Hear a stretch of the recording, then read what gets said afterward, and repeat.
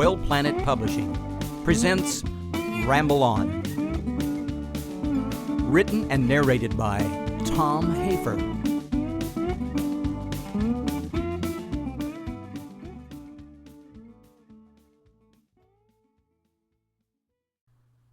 Chapter 1. Finding Center. How do you teach a fish about water? Without it, he cannot eat, drink, breathe. Water is the essence of the fish world, so close and common that he cannot recognize it above, around, and in him. So too with God. The air we breathe, the nourishment we need, and the beauty we see every day scream God. So much the essence of our world that we don't always recognize him, above, around, and in us. We don't often grasp the everyday miracles of our common lives, but that doesn't mean they don't exist. We look for the elaborate miracles, the ones that are extraordinary, sublime, or uncommon, so we can be convinced of a divine presence. We watch the horizon for grand epiphanies, and we miss the common everyday miracles above, around, and in us every day. From the mini miracle of cells rebuilding our tired bodies while we rest after a long day of hiking, to the billion bright stars in a clear mountain night sky, to the circadian rhythms that lull us to sleep and wake us up in the morning, so close and common that we may never recognize them as the divine wonders they are.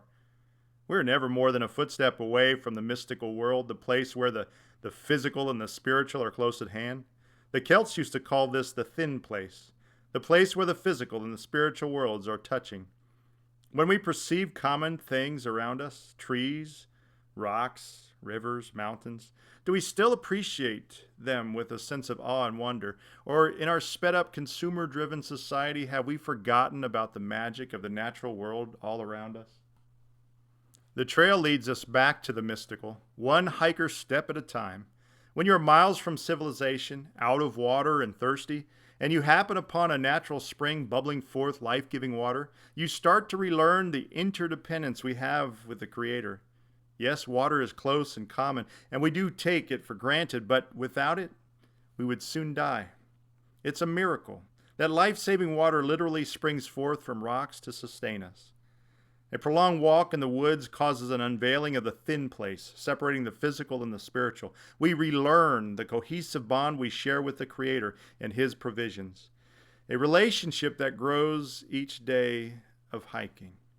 This book is about that reconnection. Soul Man was a fictional short story about a distraught Appalachian Trail hiker finally finding peace, but Ramble On is a nonfiction story about the many times I've went to the Appalachian Trail to discover what this trail had to teach me, including a recent 300-plus mile hiking from Georgia through the Smoky Mountains to North Carolina and into Tennessee. What you're going to be reading is the trail journal notes taken along the way. And because I feel I would like to grab your attention early, I will start off by mentioning the Thoreau quote that is used and most likely overused in nearly every intelligent outdoor adventure narration.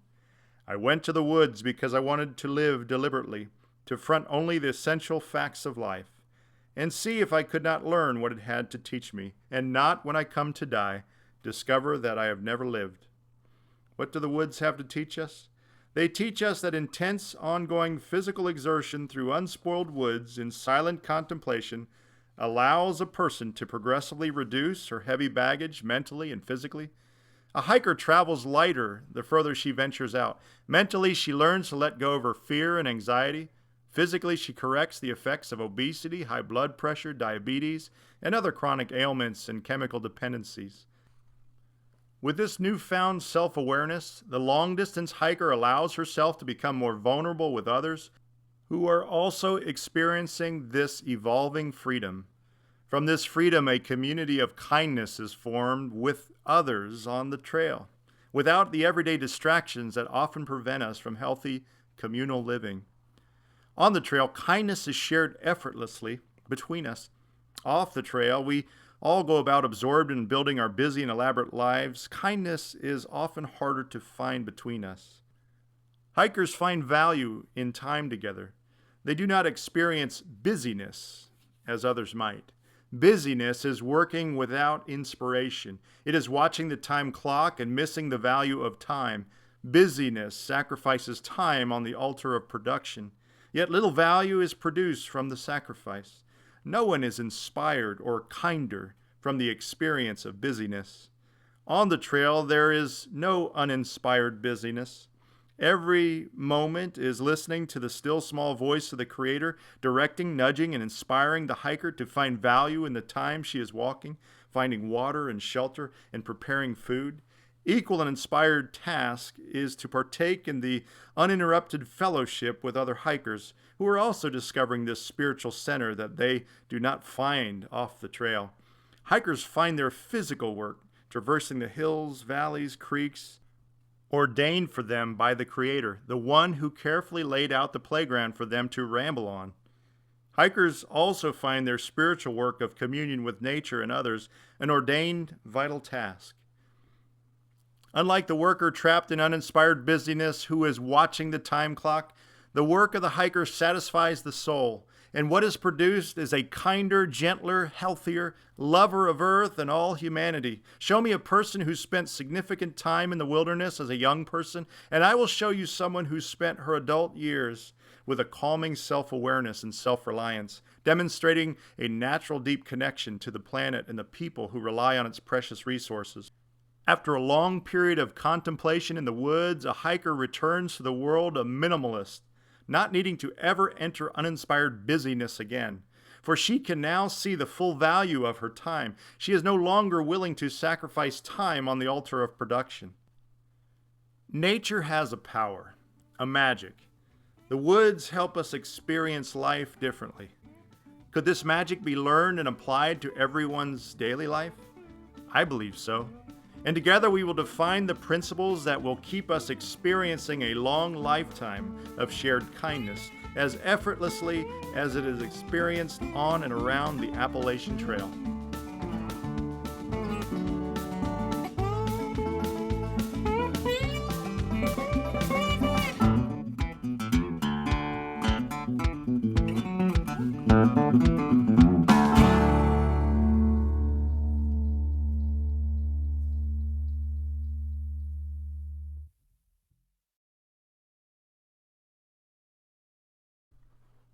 Chapter 2, Aging Gracefully. Through my careers as a chaplain and physical therapist, caring for dozens of 100-year-olds that I wrote about in Aging Grace, I have learned and cherished the insights they taught me about living well. The 100-year-olds' profound lessons are surprisingly parallel to my experiences on the trail. These seniors who lived extraordinary, healthy lives would collectively say their secrets to life are threefold. Pace yourself. Adapt to change, and remember the reason for living. In other words, these sages tell us we should first take life in stride, one step at a time. Second, we should not fight the changes we are experiencing. Instead, we should adapt to them. With aging, this might mean kindly accepting help as needed when the body grows tired. And third, we should always remember the reason we need to keep rambling forward. The Appalachian Trail teaches me something about physical and spiritual renewal every time I step foot on it. I shed pounds both physically and mentally along the trail because I learned to settle into the journey. I learned to pace myself. The reward of the hike is not pushing to reach the last step. The reward is the individual steps. The journey itself is the destination. The essence of each adventure is in one precious moment after precious moment. Once I rest in that understanding by valuing the effort of the hike itself and not just anticipating the arrival of the destination, it is no longer a struggle because I reach my destination with each step. Zen Buddhists would say the other shore is right underfoot. In other words, we no longer seek to arrive. We are present already. This is the understanding of the 100-year-olds I have known over the years. They were not seeking an endpoint. They chose health and peace where they stood in the present moment. They were at peace at 100 years old because each step did not carry with it the baggage of yesterday nor the burdens of tomorrow. They did not worry about these things they had no direct influence over. They lived 100 years, one moment by precious moment. They understood the significance of Jesus' rhetorical question, who can add a single hour to his life by worrying? No one can. That was the point. Once we can accept that, we need not waste time worrying about it. Along the trail, you learn to pace. You don't fight changes. You adapt. And you hike forward with a purpose. Any distance begins and ends with one step.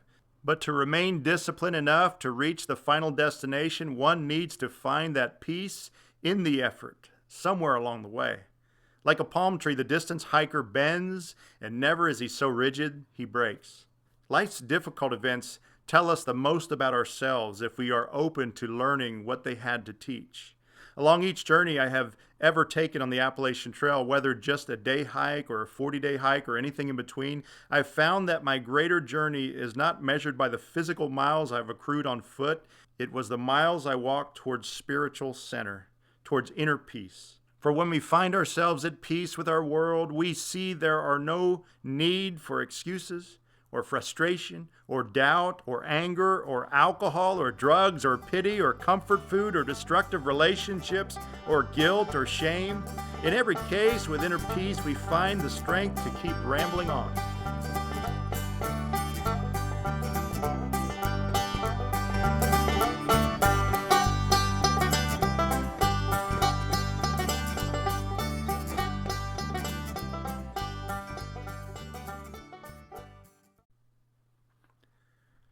Chapter 3. Beginning with the End in Mind. More than 100 times I sat bedside while the elder dying person rested their hand in mine. At that moment, the person and the loved ones who gathered around the bedside allowed a vulnerability like they never had experienced before. There were no more plans for tomorrow, no more grappling over yesterday's regrets. If done right, all grudges were dropped, all disappointments forgiven. Life crescendos into one sacred, peaceful finale. Loved ones stop everything to simply be fully present during that holy and sacred moment. Compassion and tears are shared among gathered people as freely and effortlessly as breathing in and breathing out. When done right, the dying experience a clarity, an inner peace, a pureness of depth and understanding they have not experienced before because they never trusted themselves to be that vulnerable with loved ones before. It is what gives the dying permission to let go. For the survivors who gathered around the bedside, pain dissipates over time because they harbored no regrets, no judges, no disappointments. All was already forgiven. They allowed themselves to be as vulnerable as they needed to be, to find that final peace. They have loved well. In the end, love wins, not death. Wouldn't it be great if we allowed ourselves the vulnerability to live other moments in life, like with the same forgiveness and inner peace that we allow ourselves to live in the final holy and sacred moment? One day we will all take our last breath. One day we will all be ashes and dust, dead, gone, expired. Let's start a conversation about really living with that in mind. Denial and anxiety. Most people fear getting old and dying. Some have coped by denying that aging and death will ever happen to them, while others become anxious. The denying group works hard on hiding the signs that age is approaching. They become physically and mentally exhausted trying to fight their own mortality, preoccupied with warding off the future to the exclusion of finding joy in the present moment. The other group, those who are anxious about death or preoccupied with the thought of dying, don't find joy in the present moment either. Being in denial or being anxious about death will lead a person down an unhealthy path, away from inner peace. Depression, chemical dependencies, binge eating, diet-onset diabetes, and other chronic conditions are largely symptoms of not being at peace in the present moment. The 100-year-old person who did not deny or fear death trusted to not waste the years they have been given with guilt, shame, or jealousy. Neither did they waste time with people who insisted on wasting their time with these stressors. They knew time was limited, so they cherished time. People who treated time with reverence found motivation in the present moment. Once a person comes to grips with death, they can be at peace with living. Zen Buddhists find meditation on death valuable for two reasons.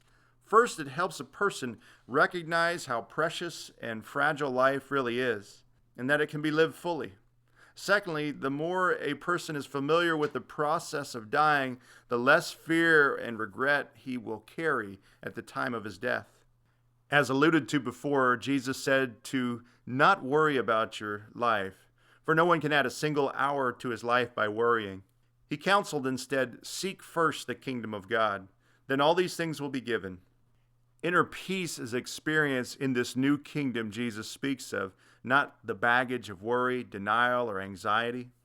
This new kingdom is one of the living, free from heavy burden of denying or fearing death. The most alive people I had the pleasure to know were the 100-year-olds I spoke of in Aging Grace. While so many of us leverage this moment for a more profitable future moment, they no longer lived with the illusion they had forever, so they no longer wasted valuable present moments. They were free to live fully and worry-free in the moment, trusting the Creator holds the future. More often than you would probably think, healthy 100-year-olds came to the end of their years and died quickly. They had no long period of illness, no lasting chronic conditions, and no ongoing expensive hospital stays. Many went to sleep one night after 100 years or more of consecutive nights and died peacefully, gone, dead, dust and ashes. Does that sound a little harsh? I guess it would if you're not understanding life the way they did. Life is not about passing years, but the purpose of those years. This gave them peace in the present moment, not wasting time regretting the past or worrying about the future. They knew yesterday already happened and tomorrow may not happen. The only time that was absolute was the present moment they were living. They saw life not as 100 years, but as a series of precious moments after precious moments. They did not fight change. They adapted. They took life one step at a time. Regarding their unusual good health, 100-year-olds prepared for living by eating healthy and exercising. They had a purpose to continue rambling forward. They mattered, so they kept going.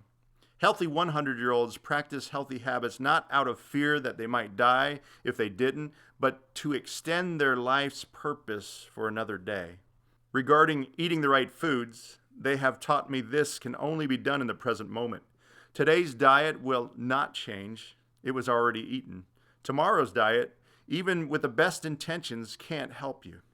It's only in the present moment that you lift the fork to your mouth. It is only in the present moment you shop for healthy ingredients.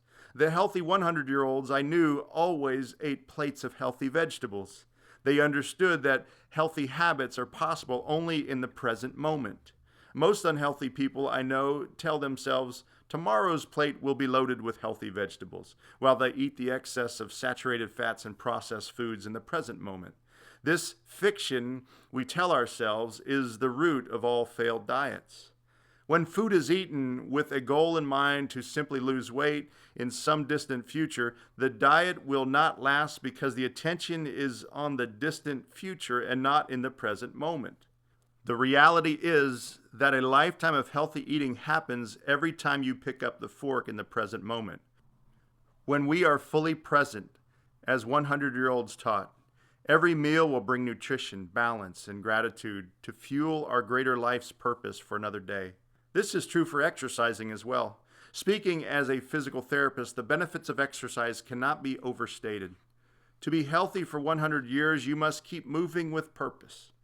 A person of any age can only exercise in the present moment.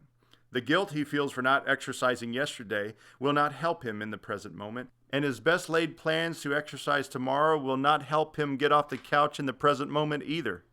If it be his will, he will exercise in the present moment.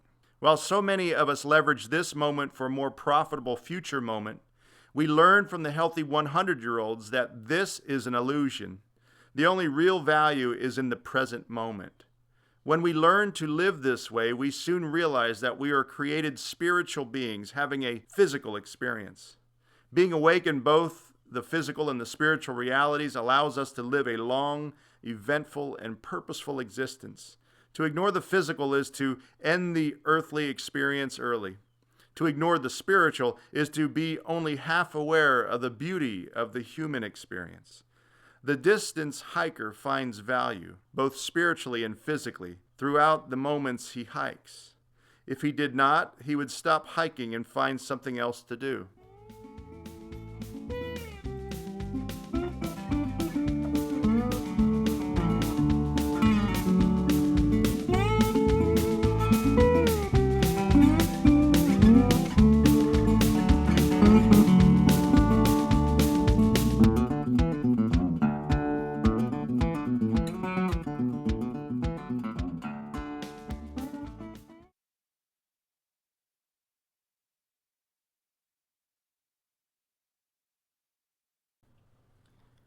Chapter 4, Distance Hikers. I am not a through hiker. Through hikers are hikers who hike the Appalachian Trail 2,190 miles during one continuous period. I hike a day, a week, and this last time, 40 days at one time. I'm considered a section hiker. As I was preparing for this last trip on the trail by foot, I was giving an interview with a newspaper reporter who was telling me how he would like to frame the story. He suggested I give him names of some people I knew who had completed the entire trail so they could give him more background on how their experience has impacted their lives.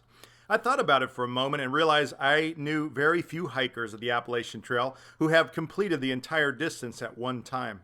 I do know a few section hikers who completed it, just not during one continuous journey. Through hikers are a rare breed. Every year, more people attempt it, but to the 2,000 or so who set out to try, only a quarter of them finish. Bigfoot sightings might be more common than being neighbors with a through hiker, especially if you live far from the trail in a state like Florida, like I do. With a little struggle, I recalled just a few through hikers for the reporter. The first one was a man I met in 1997, Nick Gillespie. Nick was featured in a book about the Appalachian Trail by David Brill, As Far as the Eye Can See. I had the honor to get to know Nick in 1997 because he was volunteering as a driver for his neighbor who had knee surgery and was temporarily unable to drive. Nick brought his neighbor to my physical therapy clinic 3 days a week for 6 weeks. This gave me plenty of time to know this most interesting fellow. Nick was an incredibly likable personality. Even though he was 75 years old at the time, he did not talk like a senior citizen would typically talk. He spoke with an enthusiasm of a child about his adventures. His stories about the Appalachian Trail were animated and made you want to experience it for yourself. In fact, he was the catalyst for me to round up 4 friends and pursue an adventure on the Appalachian Trail back in 1997. I wanted to experience what he experienced, at least in part. That trip inspired that short fiction story Soul Man, and it still serves as a topic of conversation when my same group of friends and our wives get together to socialize 20 years later. Even though we only hiked 46 miles in 4 days just north of the Smoky Mountains, it still had so much of a bonding effect on us every time we get together. I attempted to reach out to Nick Gillespie with an old phone number I kept since 1997, 20 years earlier. Nick was 57 years old when he hiked the Appalachian Trail. He was 75 when I knew him. Now he would be 95. There's a good chance he's no longer living, although knowing his unusually good health, I assumed he might be. I was wrong. I missed Nick by 1 year. He died at 94. Upon reading his obituary, I was amazed at just how much this man did in his life. A World War II veteran, business leader, world traveler, many children and grandchildren. The one thing that stuck out most profoundly was one of his last wishes with his family regarding his ashes. He wanted to be sprinkled in 2 places. Being a Navy World War II veteran, he wanted to be buried in sea, and half his ashes he wanted to be sprinkled along the Appalachian Trail, the pilgrimage he took 37 years before his death. It spoke to just how much this trip meant to him. For Nick Gillespie, he hiked the Appalachian Trail at age 57 to rediscover himself after the military and a successful career in business. After all those years, the trail still meant that much. Other through hikers' names I could come up with the reporter were Bonnie Elazori and her daughters Ruthie and Diana. Bonnie's brother and I went to a mission trip together, became friends, and from our relationship I learned about Bonnie. Bonnie and I never met personally, but we share a spiritual connection through the trail. Her through hike took place in 2013. Bonnie and her 2 daughters started the journey to see what it had to teach. The women's inspirational audio documentary can be heard in its entirety online. It's called Dirtbag Diaries, Comomdo, Comomdo. Bonnie and her 2 daughters' story is one of reconnecting to what's most important.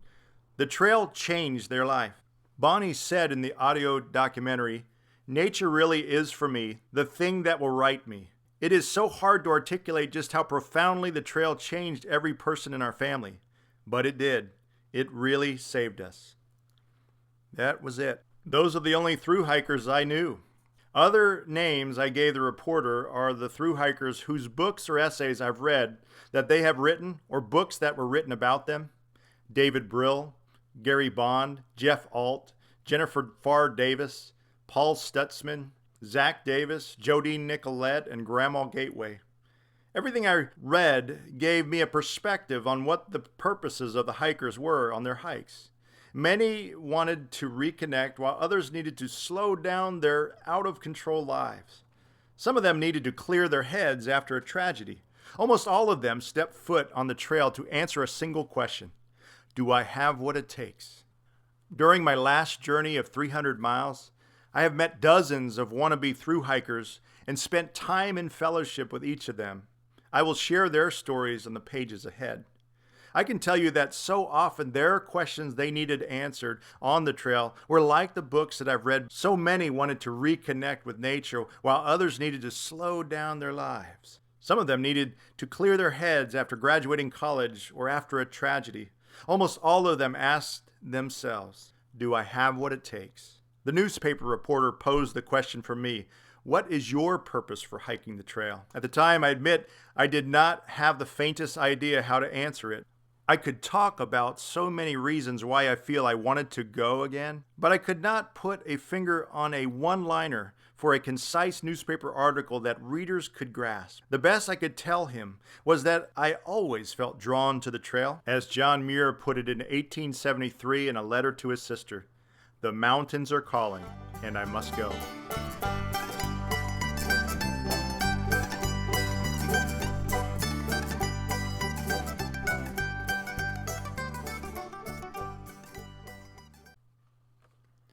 Chapter 5. My Long Love Affair. Since the time of the reporter, I've been able to reflect deeper on what brought me to the point of taking my first steps on the Appalachian Trail for the 40 days in the wilderness sabbatical. I suppose the love affair with the Appalachian Trail started when I was age 14, attending my first summer camp just north of the Smoky Mountains. We did a wilderness week, 2 days on the Nolichucky River in canoes, and 3 days of hiking on the Appalachian Trail. This was love at first step. It was the start of a lifetime romance with hiking. It was the first time I heard silence, as far as I could remember. And ever since age 14, I have been longing to be where I could hear the Creator speak in a language I could clearly understand. Nature was my church. The silence and the vistas were sermons. The huge concept of God moved from the abstract to the personal in nature. Nature for me was getting rid of the clutter so I could finally make it to the essence of our existence. A creator God was easy to understand, away from the noise. Maybe I'm just a hopeless romantic in love with the idea of simplicity, but I don't think so. I know to some degree, communion with nature is what grounds us all. I believe some of us are not aware of it, and some of us are awake to the idea that we belong in the living, breathing ecosystem of nature, more so than the concrete jungles we have grown accustomed. It is hard to find a scripture verse in any religious tradition that contradicts our connection to creation. Following my first time at camp at 14, there were summer flings each year at camps in the mountains that always included hiking sections of the Appalachian Trail. When I was too old to attend as a high school camper, I volunteered as a chaperone and counselor through my early adult years. Later, I took youth and men's groups up to the trail through various churches and organizations I was affiliated. Even though I lived in Florida, I never missed the opportunity to travel to the mountains to commune with God and others on the Appalachian Trail. When I relocated my family to Pennsylvania so I could attend seminary in 2003, it was during those years I would run up to the Appalachian Trail outside of Port Clinton, Pennsylvania, with my theology books and study while perched on the rocks on the south side of the mountain. I would also force my family to join me on Saturdays to hike up to Bake Oven Knob that overlooked Lehigh Valley, Pennsylvania. The view from the mountaintop inspired that short story, Well Planet. The trail was always pulling me in. God was always speaking. I just needed to hike, stop talking, look, and listen. It would not be long, maybe an hour, a day or two, sometimes a week, but eventually I found inner peace every time. When we reach that peace, we see that there is no need for anything, as mentioned before. No more alcohol or drugs or pity or comfort food or destructive relationships or guilt or shame. In every case with inner peace, the scars of the past remain in the past. Inner peace has no shortcuts, and it cannot be hurried. The mature tree that survived the difficult seasons produces the sweet fruit. Likewise, after a long and exhausting physical and spiritual journey on the Appalachian Trail, inner peace is produced, the sweetest of fruit. Growing up, I always found this to be true once I returned to the trail. When stress seemed to be mounting, when I found myself out of balance, a week, a quick overnight on the trail, or a good afternoon of hiking would right me of my imbalance.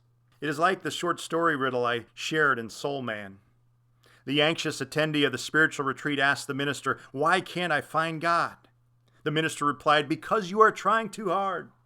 To this, the attendee complained, "I might as well quit trying and just go for a long walk in the woods." The minister countered, I believe you will finally find who you are looking for."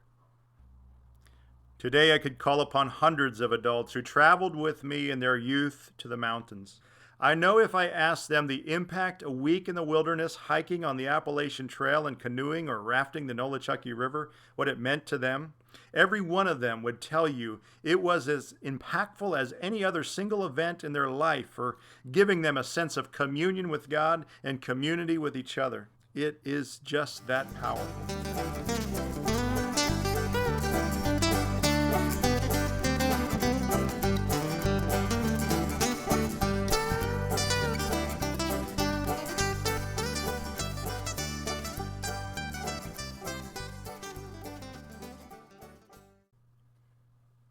Chapter 6. A good story needs a villain. I was sitting under a tree with my laptop at the picnic table after a long day of hiking during this 40 days in the wilderness sabbatical I took on the Appalachian Trail. I was looking to just enjoy the rest and maybe get some writing done. The space I was sitting was cooled by the river that was running next to the picnic table. It was a perfect spot to be inspired. It wasn't long in this solitude that I was visited by a local from this pleasant small town. His name was Vic. Vic was quite jovial and full of opinions, but in a fun, playful, non-threatening way. Vic could not possibly be threatening. He was small-framed, older, and gentle, and appeared quite simple. But my guess was that hard manual labor and the sun damage made him look, much older than he really was. He wore a t-shirt he probably bought back in his vacation to Florida, a pair of inexpensive work pants, and heavy work boots. He sat down and started on with typical Southern hospitality small talk. "They still making you work out here with that typing machine?" Vic said through his toothless grin.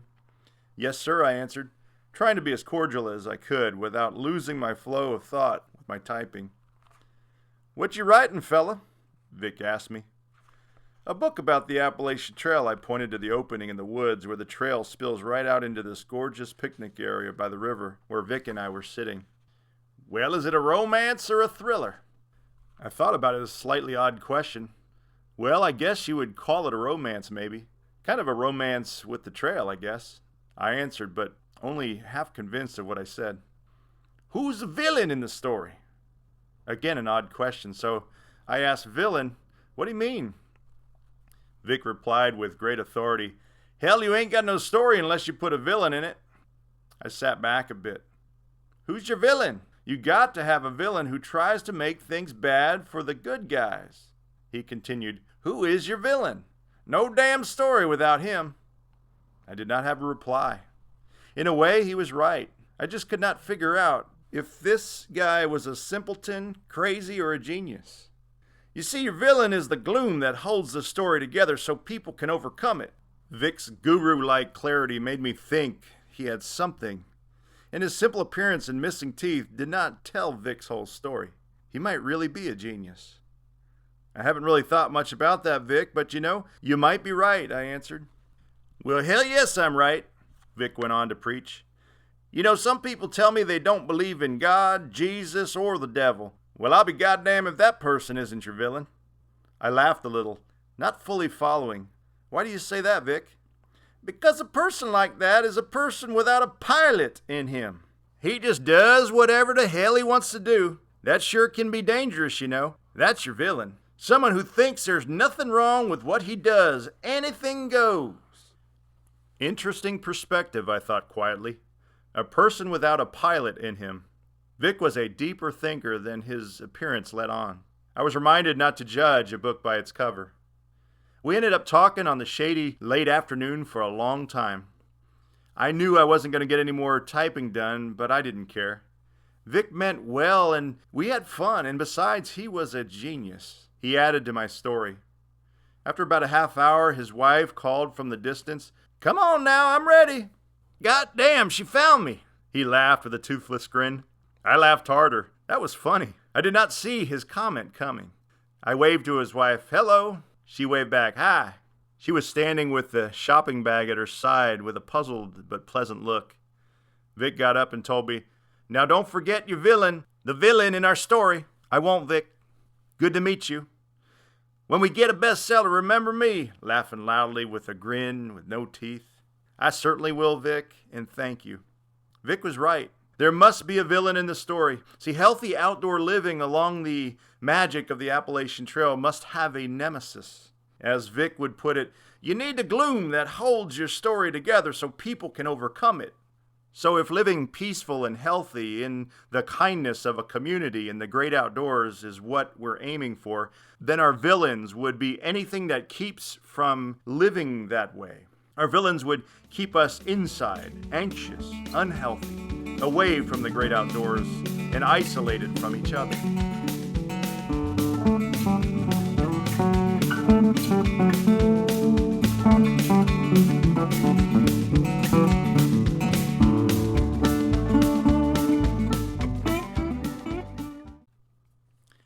Chapter 7.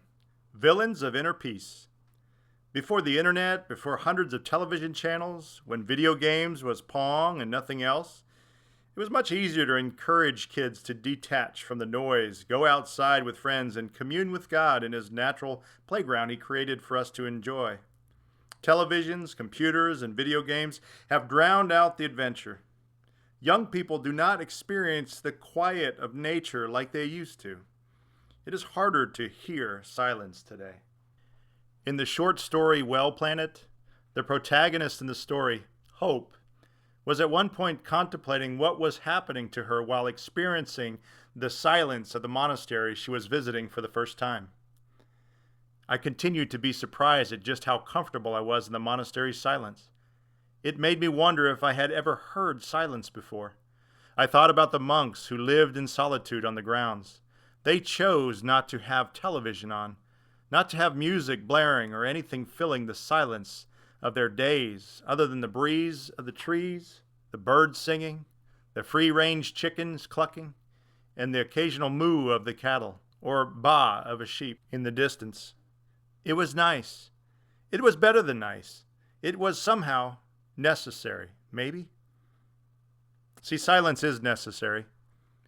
We continue expanding and consuming, occupying our time with something I call non-essential distractions that entertain and not necessarily extend our well-being. The non-essential distractions are not limited to the ones I'm going to mention. Many things can be non-essential distractions, but the ones I'd like to discuss have an addictive nature to them. They offer an endorphin rush in the brain's pleasure centers, behaving much like drugs and alcohol. 4 non-essential distractions I would like to talk about are the following: excessive social media, television, gaming, and pornography. They are 4 potential villains, 4 thieves that can rob us of building community and inner peace. Excessive social media. There has never been anything quite like social media. It is one of the great innovations of our time. It has the capability of bringing the world together in a moment. It is good in so many ways, but it can also be damaging to those who are susceptible to what psychologists call social comparisons. Most of us understand that social media is a valuable tool that will enhance our real interactions with our real friends. But for a small minority, their social media virtual friends are used as a substitution for real interaction with real friends. They are susceptible to the social comparison phenomena. They see their lives unfulfilled when they see them next to the highlight reels of their virtual friends. See, social comparisons are an unfair analysis people give themselves. It is a villain that steals their joy and can lead to depression. A lonely person thinks to herself, I am liking the pictures of my virtual friends who are traveling to the best places, eating the finest foods, surrounded by the happiest people, while I am sitting here alone, observing it all. Someone whose social engagement is primarily virtual friends will miss out on the lessons of real friendships. Our real friend, through good times and bad, taught us how to love. We have a great deal of vested interest in them. Fostering real friendships is difficult at times. We show our vulnerabilities, exposing our underbelly and risking being hurt in the process. But that is precisely why it becomes so valuable over time. We have not offered the same vested interest in our virtual friends. They are much easier to dismiss. We see this in social media with virtual friends during times of national divisiveness, like an election. We might not always like everything our real friends like, but because we love them, we will still respect them and not hurt them. This is not the case with our virtual friends. Insults are hurled easier to those to which we have not vested our vulnerabilities with. With virtual friends, we can also stay safely behind the monitor, offering only an avatar of who we want them to think we really are.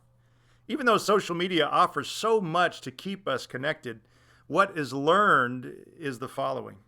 Real friendships can never be replaced with virtual interactions. We must have real relationships for spiritual growth, community building, and inner peace. Social media can never replace real flesh and blood community, which is every bit as important to our well-being as food and shelter. Stacy Turkle, in her 2011 book Alone Together, said, "The ties we form through the internet are not in the end the ties that bind, but they are the ties that preoccupy." Writer Stephen Mark even went a bit further, saying, "The more connected we become, the lonelier we are." Excessive television. Although a near harmless form of relaxation for the most part when used in moderation, television has addictive qualities as well. In excess, it, too, can be considered a non-essential distraction. It is the path of least resistance when we are just too tired or undisciplined to be productive. We channel surf, binge watch, and often we mindlessly eat while disengaging in front of the TV. Heavy television use is linked directly to obesity and heart disease. Researchers found on average every single hour of TV viewed after the age of 25 reduces the viewer's life expectancy by 21.8 minutes. It is primarily due to the decrease in activity and added snacking. Miguel Martinez Gonzalez, MD, studied the effects of adults who watch television 3 hours or more a day and determined that it may double their risk of premature death from any cause when compared to those who watch less. Sitting is the new smoking. Gaming and pornography. These two non-essential distractions are a little different than social media and television. Social media and television are easy to govern.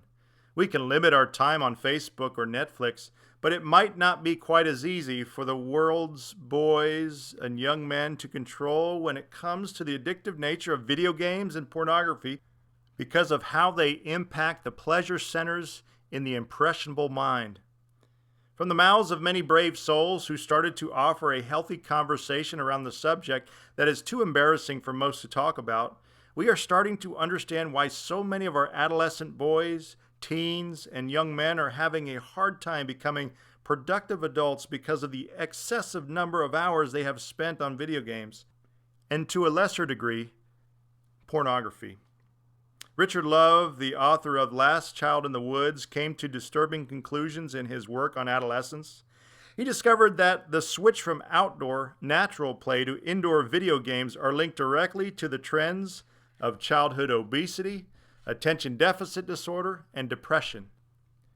Likewise, pornography has shown to cause heavy users to have the following issues: difficulties with intimacy in actual relationships, objectifying women, aggression and depression, preoccupation, impotence, shame, and poor self-image. Video games become more realistically violent and pornography escalates to extremes because both mediums operate on the pleasure centers in the brain. The pleasure centers of the brain are lower, more primitive, that need to keep sampling new and different stimuli. Like drugs, the addict can never get enough. It escalates. Variety and intensity are the keys to continue to escalate the engagement and arousal for the pleasure centers. This leads to aggression and rage in young men. Video games and pornography keep an adolescent and teenager indoor and sedentary, which is contributing to childhood obesity, type 2 diabetes, and other chronic conditions. All this is happening when the boy's hormones are surging for him to get outside, explore, become self-reliant, learn interpersonal skills, build and stretch muscle, harden bones, burn calories, strengthen heart and lungs, jump, sprint, wrestle a bear, climb a tree, etc. It is not a fair fight for young men. 4 decades before today, when there was no internet, when there were 3 channels on television, and when Pong was the only video game that you easily lost interest in after 15 minutes, I can vividly remember my friend and I found an old discarded Playboy magazine. It was coveted for the 2 of us. We buried it in a safe place outside the school grounds on some side of a sand dune. On a perfect day when no one was looking, after a 2-mile ride to the place on a bike, we would dig it up, look at the forbidden treasure, then bury it again so it was unavailable for all eternity, since it was one of the most cherished items an 11-year-old could possess, next to his Atari Pong gaming system or his television, which broadcast 3 stations. This was pornography, video gaming, and television of our time. Today we know this is not the case. It should not be a surprise to anyone who knows a little about preteen boys' brain wiring that the odds are against him. It really is not a fair fight. That is, if he is left to his own devices. The solution to this addiction is not adding shame or religious lectures of its evil, although that could be a deterrent of some. The solution is to assist the young, impressionable user by educating him on how the brain becomes addicted and what can be done about it. Even with the constant bombardment of temptation, once educated, like any other substance abuse, the young person can work out redirecting the use of his own time. When he redirects his energy from the impulsive low brain pleasure centers towards his disciplined higher brain, he will manage the addiction and return to growing physically and spiritually.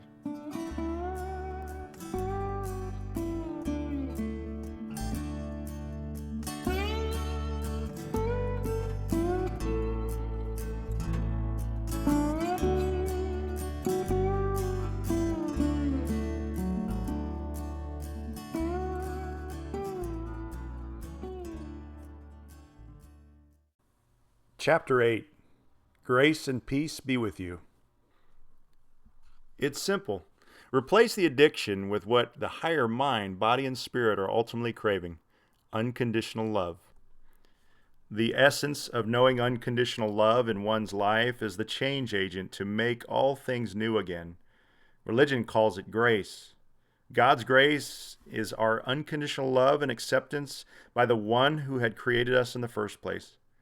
Whoever does not love does not know God, because God is love, says 1 John 4, verse 8. Einstein knew this. His famous question alluded to how important he felt it is for us to see a loving God who created a loving universe. He stated, "I think the most important question facing humanity is this: is the universe a friendly place?" Einstein went on to explain that he thought it was most important a question because he felt if we decided that the universe is a friendly place, then we will use our technology, our scientific discoveries, and our natural resources to create tools and models for understanding that universe. Because power and safety will come through understanding its workings and motives. Einstein also knew the opposite is true. He felt that if we saw the universe as unfriendly, then we would build bigger walls and weapons and eventually completely isolating or destroying ourselves in the process. And how we see the creator universe is not left to chance. As Einstein put it, God does not roll the dice. So if we allow ourselves to transcend all that makes us cynical towards the idea of a loving God, a God of grace, then we will indeed have no more room for things that hinder the freedom that comes from knowing and trusting the good that manifests from love. If there is a discovery that genuinely moves us towards kindness, if there is one thing that strips away our cynical nature, our preoccupations, our temper, anger, or fear, it is discovering that we are accepted by our loving Creator just as we are, and not as we should be. God loves the imperfect just perfectly. When we discover that, we soften our bristles towards others and learn to love them perfectly, imperfections and all. Grace allows us to see the universe as a friendly place. Grace is not ours to manage or control. We have no proprietary rights. Grace flows freely and abundantly like spring water. We are either hydrated by it or we refuse to drink. We are not its source. We are simply grace's conduit to carry effortlessly to others, from source through us to others. Trying to manage or control the abundance of grace will limit its potential. Grace is only grace when there's no conditions, no amendments. We can only offer unconditional love if we know unconditional love. This was the essence of Jesus' message. He was offering a love and compassion that had no condition. It is the genius of his message. We don't have to earn his love, his compassion. We have the privilege to accept it and then share it freely. Grace manifests love and compassion in us. It is much more than a feeling. Grace is the essence of God's modus operandi, as Scripture reveals it, and is our hope for humanity. As the Dalai Lama put it, love and compassion are necessities, not luxuries. Without them, humanity cannot survive. Along the trail for 40 days, there is time to identify the villains, the thieves of grace and peace, the robbers of solitude, that keep us from hearing God speak through the silence, beauty, and provisions of his creation. The air we breathe, the nourishment we need, and the beauty we see every day screams of God's grace. So much the essence of our world that we don't always recognize grace above, around, and in us.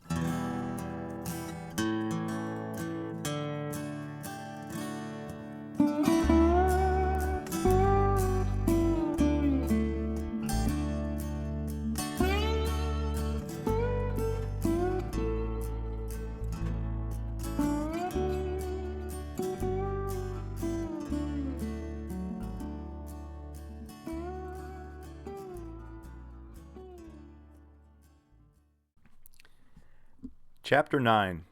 Replacing Villains with Exercise and Meditation. Inner peace does not exist because God demands it. It exists because we have weighed and measured our villains and concluded that the more genuine and fulfilling life exists without them. So we decide to replace them with something better. By the grace of God, we move from the undisciplined lower brain addictive thinking to a disciplined higher brain healthy thinking. An addictive substance such as alcohol, cocaine, or tobacco, as well as excessive use of media, television, gaming, or pornography, and even comfort foods, will all stimulate the pleasure centers in the brain, causing a craving for more. It is done through a neurotransmitter dopamine. The easiest and most successful way to redirect the brain activity is through exercise and meditation, or contemplative prayer if you like. These are the two primary activities a distance hiker does for days on end. Therefore, so many individuals who wrestle addictions find solace on the trail by replacing their villains that rob them of inner peace with a steady diet of exercise and meditation. Exercise of any kind, once a routine, becomes a healthy stimulant that can satisfy addictive cravings. Destructive addictive habits can and need to be replaced in order to return to a life of purpose and peace. Exercise that is aerobic in nature and is able to be sustained for a long period of time is even more beneficial for stimulating the pleasure center, replacing the unhealthy addiction with the healthier addiction of exercise. Rats in cages with running wheels show less interest in drug stimulants than rats without exercise options. We can see this in humans as well. Statistically, active people are less likely to abuse drugs compared to their sedentary counterparts. Exercise functions like an antidepressant because of its ability to release the dopamine the pleasure centers crave. So the more you exercise, the more you desire to exercise, and the less depressed you feel. Healthy habits are formed for a lifetime with ongoing exercise. Meditation can become a healthy stimulant satisfying addictive cravings just like exercise. Religious monks and nuns have trained their entire life in the practice of meditation and contemplative prayer. Measuring brain activity while the monks and nuns are in a state of meditation or prayer shows the neurotransmitter activity in the parietal lobes greatly decrease, while the activity in the frontal lobes greatly increase. In other words, to keep it simple, the chatter stops while meditating and a simple thought becomes razor sharp. For the monks and nuns, that thought is of God. Trained monks and nuns experience inner peace. Compared to the general public, they exhibit reductions in blood pressure, anxiety, chronic pain, irritable bowel syndrome, hyperactivity, substance abuse, obesity, and other ailments that are often manifested directly from undisciplined lower brain addictive type thinking. With meditation or contemplative prayer, disciplined practices, by the grace of God, we can train ourselves to higher brain disciplined thinking, leading to inner peace and health.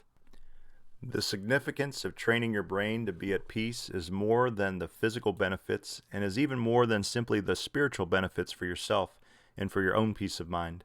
Globally, the presence of one peaceful soul grants permission for other restless souls to work towards discovering inner peace and health for themselves. Little by little, the world stills itself from the hostility and unhealthy practices, one peaceful soul at a time. In Soul Man, I wrote, imagine yourself in a boardroom. Imagine a lot of arguing. Everyone is anxious. Egos are flaring, demanding they be heard as the one and only solution. Clenched fists, tension headaches, and irritable bowels are everywhere. Yet you are still. You hear the gentle rhythms of the mountain breeze blowing through the trees. You feel the warm sunshine on your shoulders. You smell the fresh evergreens. You taste the ever-flowing, cool, refreshing spring water. Your spiritual presence seems to calm the physical storm others are experiencing. The tensions are eased as they watch your demeanor. More gets accomplished in the next cooperative hour than anybody ever thought possible, thanks to your peace of mind. I can tell you about a 15-year-old boy who was agitated. A boy I took to the mountains with his youth group. He was withdrawn but also aggressive when you try to engage in conversation. He had no friends. Throughout the school year and during the start of the summer, he spent most of his time in his room, and he was preoccupied with his computer. He didn't take regular showers. No sun gave him pasty white skin. No shower gave him considerable acne and greasy hair. His diet was almost exclusively Pop-Tarts for breakfast, pizza rolls, and soda for lunch and dinner. His parents were uninvolved except for his mother practically pushing him out the door late in the summer to go camping with me and 54 other youth and chaperones. We went hiking on the Appalachian Trail, although it was not his choice. The first day on the trail was not easy. He did a lot of whining, but simply because he was unaccustomed to walking. The second day was better. The third day started to show promise. He was leading the pack, offering to set up tents for other campers. His diet included eating the rations of fruit, nuts, as well as drinking spring water, a different diet than he was accustomed with the pizza and the soda. At first, he was not aware how to peel an orange. He never had real fruit and wasn't in jelly form before this trip.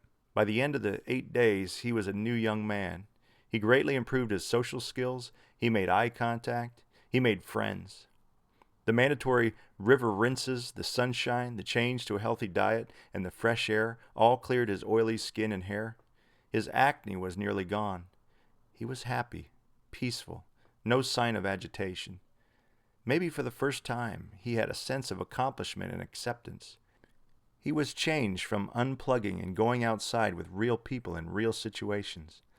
What a difference nature, real interaction, healthy food, and exercise made. There is so much for us to learn in the wilderness if we are open to what it is teaching us. When the shoe fits, you forget you are wearing it. When the soul is at peace, you forget it was ever restless.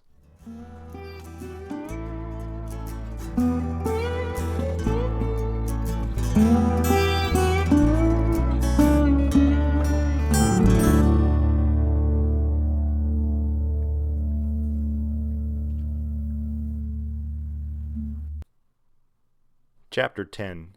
Seeing Common Miracles. Miracles are everywhere, no doubt. As Einstein phrased it, either you see everything as a miracle or nothing. In the wilderness, it's easy to see that everything works together in the grand design. When you're hiking, you put yourself inside this perfect ecosystem instead of standing apart from it. When you need resources like water, it's provided for you if you give the wilderness your full attention so you can lead you to the provisions. As the days lead on throughout the journey in the woods, you become intuitively aware of the provisions God offers. When you're thirsty and you need water, you see the miracle of spring water bubbling through the cracks in the rock surface as you approach it. It is exactly what you need to survive. As the days go by on the trail, you start to see the provisions less as convenient coincidences and more as the sustaining miracle you need to survive. Each day you move closer and closer to trusting that the Creator will sustain you on the journey. You see the provisions like fresh water as one mini miracle after another. Your body is no different. It, too, experiences miracles every day. When the blisters form, time and rest and maybe a little duct tape can help remedy or stave off the further development of blister until the body can fully return the irritated skin to normal. Miraculously, the body heals itself with one mini miracle after another. With profuse perspiration, skin abrasions are common, especially in the areas where there is significant skin friction. If care is not given to the warning signs, breakdown of skin can happen quite easily. If you wash away the salts from the skin, dry and lubricate the area to prevent further friction, your body will heal itself and you can continue hiking. It's a mini miracle. Muscle strains from overuse happen. The prevention is to keep them flexible, easing into the workload over time instead of pushing beyond the body's natural speed, endurance, and flexibility. Miraculously, the body heals itself from the muscle strain when we give the muscle ample rest. Once the swelling is contained, we stretch and very slowly and intentionally work back to its full function. It is a mini miracle. I spoke of the miracle of health and aging grace when I had my first exposure to dissections of the human body. I learned firsthand just how miraculous our bodies really are thanks to seniors who were gracious enough to offer their bodies to science after they were finished using them. This is what I wrote about the experience. The year was 1987. I was in my first year of physical therapy school. Like all students of the program, I was taking a full year of cadaver dissections to learn anatomy. For those of you not familiar, cadavers are human beings who have died and offered their bodies to science for the reason of study of medical students. In my case, physical therapy students. I remember it being about midnight after nearly a semester of dissecting the cadavers in the laboratory. My lab partner and I were working on identifying the nerves in the body when a thought hit me. It was a revelation. I backed up from the cadaver I was dissecting, put my scalpel down, and started to lose my breath. At midnight in the anatomy lab, this revelation literally took my breath away. It was as if the mysteries of the universe were shown to me all at an instant. I passed from desperately trying to absorb knowledge about the body's details to understand more fully the wisdom that created life in the first place. I went from answering how the body works to why we exist at all. You see, in class, we've been so focused on understanding the details of the human body to such detail that I never recognized the big picture until that night at midnight. This was my revelation, that we were created beautifully and deliberately. Not only was my cadaver a person who lived a complete and healthy life of nearly 100 years, it once had the ability to walk, to talk, to reason, to hate, to love. It really was a miracle. That night I realized I had the privilege to see the details of us, God's sacred creations, that we often take for granted. I was standing on holy ground for nearly a semester without even recognizing it. This was my revelation. This took my breath away. To view the inner working that is rarely seen world that is inside the human body, the anatomy student can only stand and marvel as he learns. That is, if he does not miss the forest as he studies the trees. Teaching others the significance of caring for the body has become my deepest passion. It is the one body that we've been entrusted to be good stewards of during our lifetime. With care, it will be animated for a hopeful 100 years and then return to the elements from which it came. My exploration of the cadavers revealed to me that detailed effects of how we treat the miracle in a very practical way. That cadaver I was dissecting that night before he gave up his soul was once healthy. He lived with good habits and died quickly of natural causes after nearly 100 years of animation. No one had to tell me this. After a period of intense study, I, like any student of anatomy, could compare the relatively healthy cadaver to the cadavers who died younger and were victims of very poor habits. The healthy older cadaver's organs were fairly normal compared to some of the other cadavers. For example, the liver of this cadaver was soft and supple. To the other younger cadavers, they had hard and rigid livers. They most likely died of disease of the liver, like cirrhosis. They had fallen victim to a life of heavy drinking, smoking, and poor diets, I would assume. Their livers just could not filter any more blood because they were forced to filter a lifetime of excess pollutants, alcohol, chemicals, and fatty foods. Their livers were filled with scar tissue and eventually killed the bodies slowly and painfully, I would assume. The healthy cadaver's arteries had an elastic springing action when I squeezed them lightly and then released the pressure. The unhealthy cadavers that died young from poor diets, drinking, and smoking had an altogether different feel.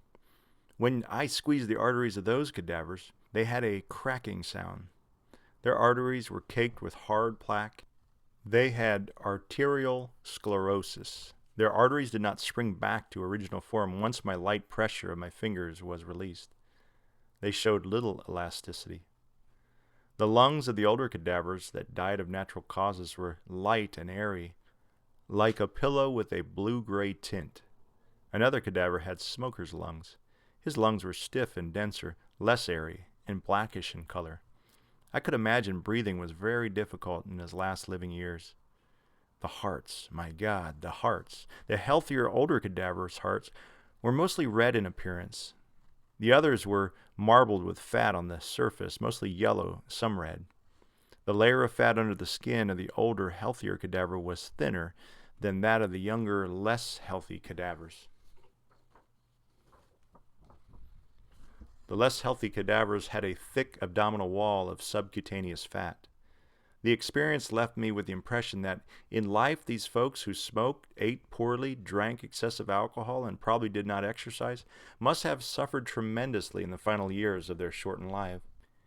It seemed very sad, especially when you know that so much suffering was unnecessary and completely avoidable. Since that night in 1987, I have the great privilege to return to the different anatomy labs in a few medical schools for continuing education. I would guess I dissected an additional 20 unique cadavers since my revelation in 1987. In each case, I could tell quite easily the people who cared for themselves physically and the ones who did not.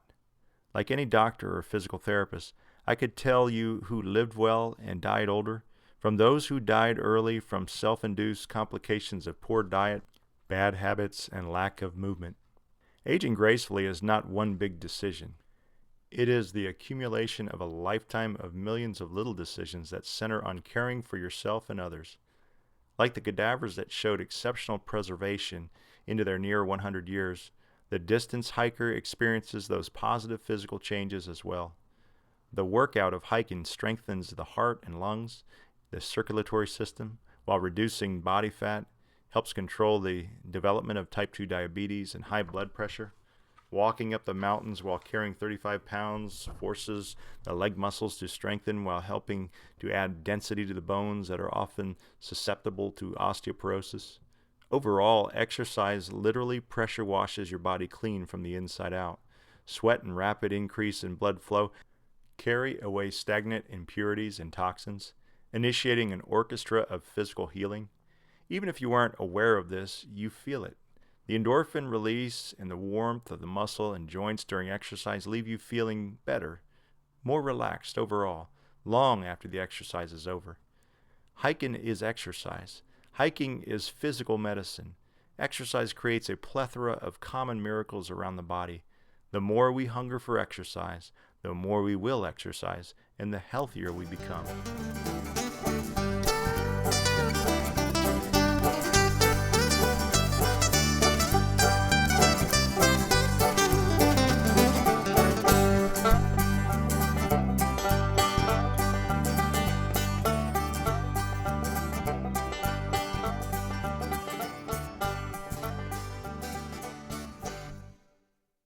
Chapter 11. Self-actualization, knowing your value. So we replace the stimuli of the lower brain pleasure centers with exercise, creating a deeper hunger for healthy alternative addiction. We also fed the higher brain with meditation, creating more thoughtful, creative, and less addictive behaviors of an overstimulated lower brain pleasure centers. In time, the villains of inner peace are defeated. The distance hiker lives with a steady diet of exercise and meditation, working his way through the wilderness. By God's grace, he is changing from the inside out. He finds his work traversing the hills, valleys, creeks, ordained for him by the Creator, the one who carefully laid out the playground for him to ramble on. He also goes about the spiritual work of building community with others who are also going through the same metamorphosis. All the hikers find they are doing the work that satisfies the soul, and they are all growing kinder, gentler, healthier. They are developing a calming self-awareness and self-reliance while demonstrating a deeper connection to the planet and humanity. The 35-pound pack of worldly possessions they carry on their backs provides all they need. They have become minimalists, not needing to ever enter work of uninspired busyness again. For earning money for the sake of accumulation does not appeal to them anymore. They can see a greater value for their time. They are no longer willing to sacrifice time on the altar of production. Nature has changed the hikers with its power, its magic. The woods help them experience life differently. They are primed and ready to go even deeper into this newfound freedom. After all the distractions are removed along the trail they have hiked, they discover they still have a deeper hunger to satisfy. Abraham Maslow, the famous American psychologist, called it self-actualization. It was the top of the well-known Maslow's pyramid hierarchy of need.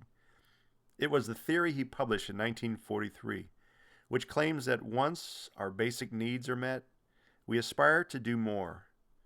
It could be said that the self-actualized person is fully aware of their potential and value. A self-actualized person becomes all they can be and all they must be. They discover their value and then apply it to serving others. It is apparent that water, food, shelter, warmth, and clothing are the vitals for basic survival. They are the things at the base or bottom of Maslow's pyramid hierarchy of need. If we don't have these basic needs met, we cannot aspire to the next level. Basic needs are acutely important. The distance hiker spends a great deal of his time making sure these basic needs are met, since the modern conveniences like a water faucet or takeout food are not available. According to Maslow, once the basic survival needs are met, a person's most immediate motivation is to foster relationships, to have friendships. For the hiker, this is easy. There is nothing to distract along the trail. There are no villains that keep us from forming friendships and building communities. The Appalachian Trail has no Wi-Fi, no television, no gaming systems, or other non-essential distractions. At the end of the day, around the fire ring at night, all we have for entertainment in the woods is each other. Friendships are built without effort. Community building is as natural as breathing in and breathing out when the non-essential distractions are gone. After our basic needs have been met, food, shelter, clothing, and we have ongoing regular fellowship with others, Maslow felt we then turn our attention to pursuing self-actualization. We start asking the questions, who am I? And so we start to look at the process of finding out who we are. We take the long, hard look inside to see what makes us tick. For the hiker, this also becomes an easier pursuit, since the non-essential distractions don't have us chasing rabbit trails away from our spiritual center. Although Maslow's pyramid stopped at self-actualization. He understood the innate human need to serve others. He knew that once people start to know who they are and what their talents and gifts might be, they start a life of self-fulfilling work. They will organically want to share their gifts and talents with the world, to make their contribution to humanity. Maslow said, self-actualized people are, without one single exception, involved in a cause outside of their own skin, in something outside themselves. Towards the end of his life, Maslow spoke of self-transcendence, which is accepted as a person's deepest hunger. It is the hunger to look beyond our own self-fulfillment so we can serve others. It can be paraphrased into this question. Once I know who I am and satisfied with my own fulfillment, with my discovered gifts and talents, how can I offer them to the world? The distance hiker has the advantage of knowing his full potential and sharing his gifts and talents with others because he is free from the non-essential distractions. He is not burdened with the bombardment of lower brain pleasure center addictions. He exercises and he meditates on his daily journey. He cares for himself, and because he does, he is better equipped to care for others. It could be said that our deepest hunger, our deepest truth in all of us, is to know ourselves, our gifts, our talents, our hopes, our dreams, so we can use this knowing to better care for others. To reach this level of knowing yourself, you need to care for yourself by clearing out the non-essential distractions. Add a steady diet of exercise and meditation, or contemplative prayer.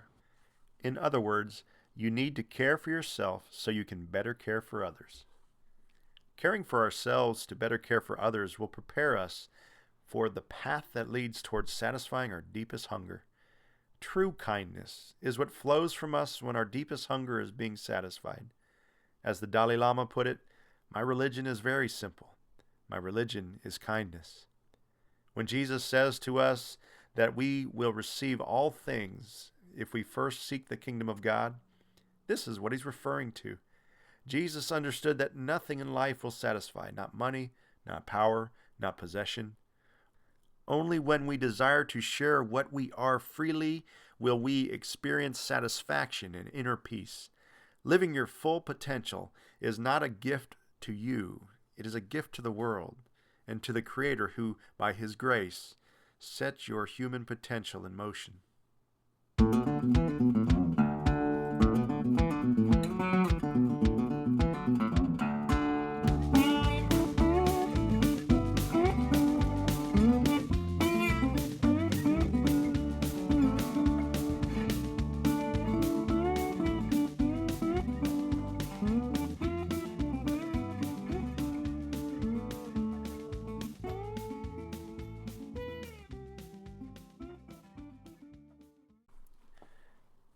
Chapter 12. Deeper Hunger. Those who hunger to help others recognize the act of serving itself gives life its depth, flavor, and fulfillment. It satisfies a deeper hunger that junk food, drugs, or alcohol, or other addictions cannot possibly satisfy. Hibernating animals instinctively get ready for winter by eating more calories. A bald eagle's innate sense empowers her to build a nest prior to the arrival of her eaglets. All animals have instincts that keep them alive. Humans are the only animals who intentionally live well beyond instincts, beyond needs. We can hoard, collect. We can take all the resources we desire. Off the trail, a common food decision I would have to ask myself is, should I eat a second helping? On the trail, the food decisions carry dire consequences. I must be more assertive with my subconscious. I would remind myself, I cannot have a second helping. My food ration is to survive tomorrow. I need to stay disciplined. Off the trail, we built our homes based on our income, our desired square footage, and included storage for our accumulated non-essential distractions. On the trail, my shelter was based on what I could carry and the minimum needed to survive the elements. Off the trail, there is a clothing surplus.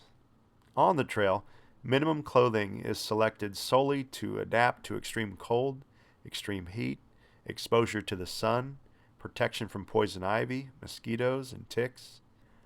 Fashion has no part to play, nor do you carry more than you need. The trail pushes us closer to our instincts. We rewire our thinking to survive by using only the essentials. In America, we live with first world problems. When a surplus of food, shelter, and clothing are at our disposal, we busy ourselves on non-essential distractions.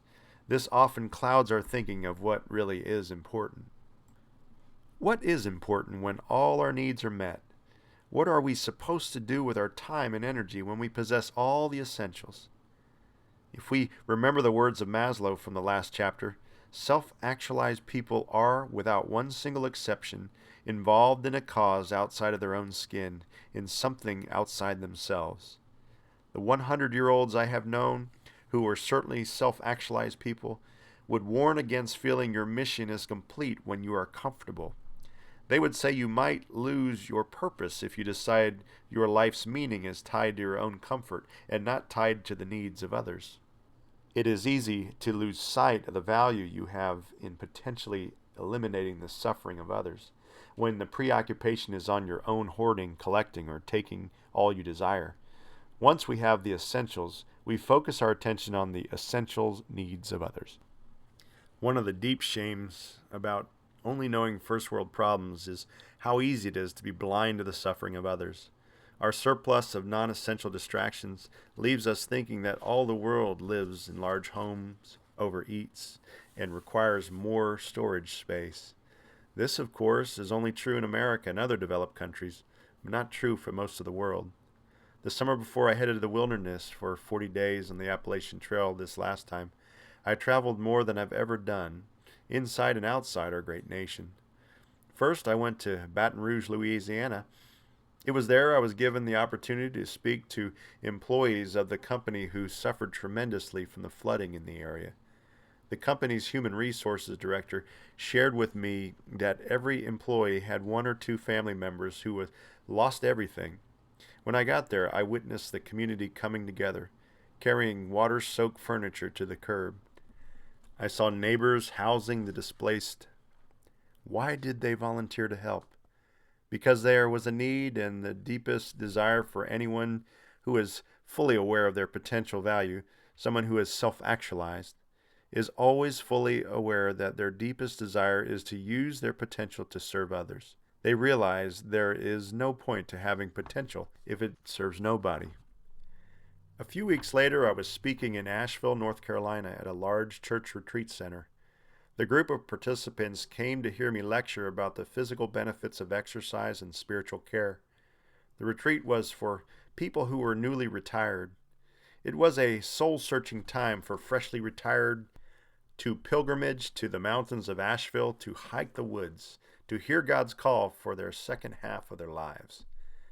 After one of my talks, I had the opportunity to go from table to table, meeting hundreds of wonderful newly retired people.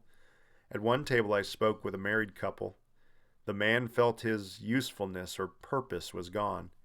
He found himself getting more and more depressed, spending his time wrapped up in television with armchair politics. As he was talking to me about how distraught he was getting by not adjusting well to his new role of ample free time, his wife was sitting just behind him, pointing to him, secretly whispering to me that he needs to find a job. The husband was having difficulties finding his purpose. His wife was feeling the heaviness of her adjustment with him being home. He was desperate, in need of finding his value again. See, one might think, if I retire, I would be at peace because I would have all the time to do the things I want. And then on retirement, one often finds added anxiety, not peace, since he feels his sense of purpose is gone when the work is finished. No purpose, no peace. In time, he finds new purpose, if he prays where his skills and passions might be put to good use. In this new work, it is not for the paycheck, but for something better. He works for the joy of knowing his value. He has self-actualized once again, and this time it is exclusively for the purpose of serving others. He knows he is valuable, and the greatest desire is for him to offer his value to the world. He exhibits an organic kindness that comes solely from fulfilling his deepest desire. He has fed his deepest hunger. At another table at the same retreat where I lectured, I spoke with a different couple. This second couple assimilated well into their new church that is near Asheville in the mountains, where they came to hike and enjoy their retirement. Their pastor from the new church was there as the retreat leader as well. The pastor was not shy about telling me just how much it meant to their community that this newly retired couple decided to get fully engaged in serving others through the church's many ministry opportunities. They moved to the mountains to hike. They felt closer to God in the woods. The wife mentioned, "We don't walk as fast as we used to, but we serve others well. I can sense God's presence when I do. It seems right." Why did this couple serve others so easily? It's because there was a need and the deepest desire for anyone who is fully aware of their potential or value, someone who is self-actualized, is also fully aware that their deepest desire is to use their potential to serve others. They realize there is no point to having potential if it serves nobody. It is obvious that this couple understood this, while the other couple were forgetting their purpose, forgetting what kept them moving forward. After the Asheville lecture, I went to Boston, Massachusetts. After attending my meeting, I was back in the airport, and it was unusually crowded. It was the last flight out of that terminal for the night, and the plane was late coming in. The frustration of everyone seemed to compound. Passengers and employees were extra tired and cranky. We all stood in the crowded lines as our zones were being called out, nudging ourselves forward, as if somehow we might move and take off a little bit sooner if we push. As 300 of us nudged and bumped our way down the walkway, we entered the plane and turned right to go back to our seats. There in the front row in first class, we saw a mother, a grandmother, and a little girl. The little girl was about 8 years old.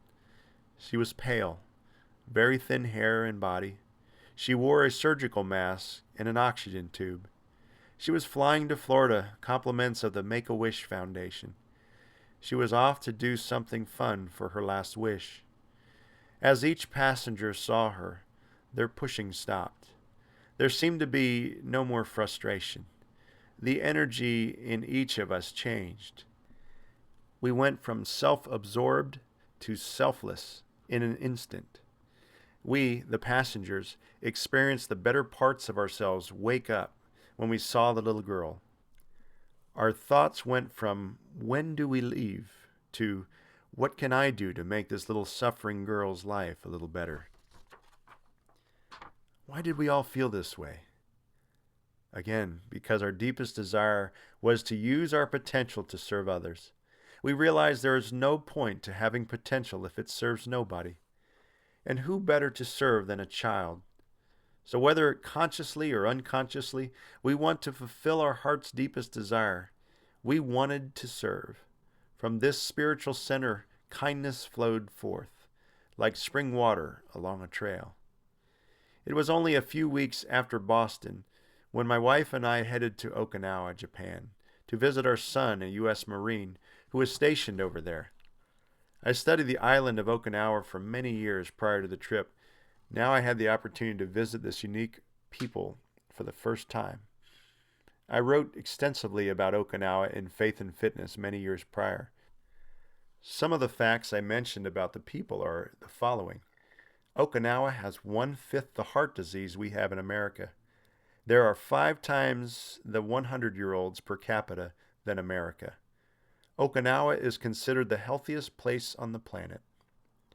And when you start to unpack why this is, you see that their great health is not just because they eat primarily healthy vegetables and fish and do physical work as farmers. It has just as much to do with how they see themselves and each other in their communities. In the research, it is often called the village effect. The effect goes something like this.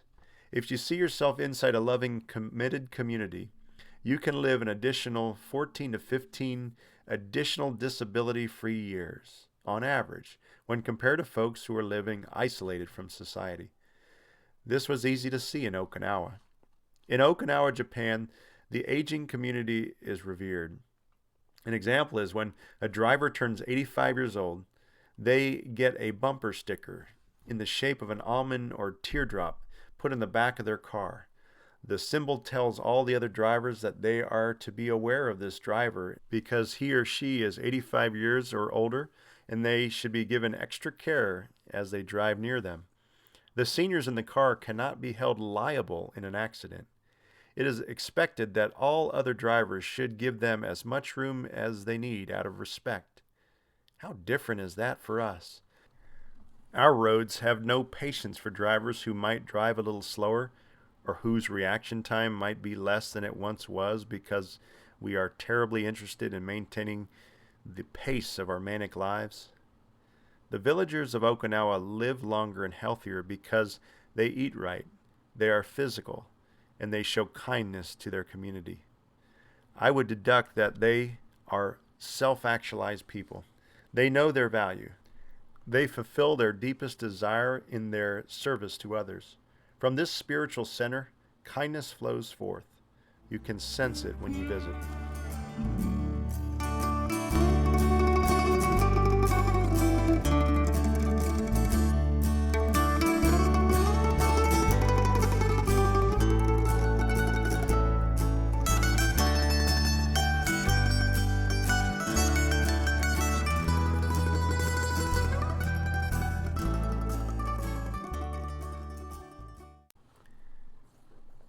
Chapter 13, The Least of These.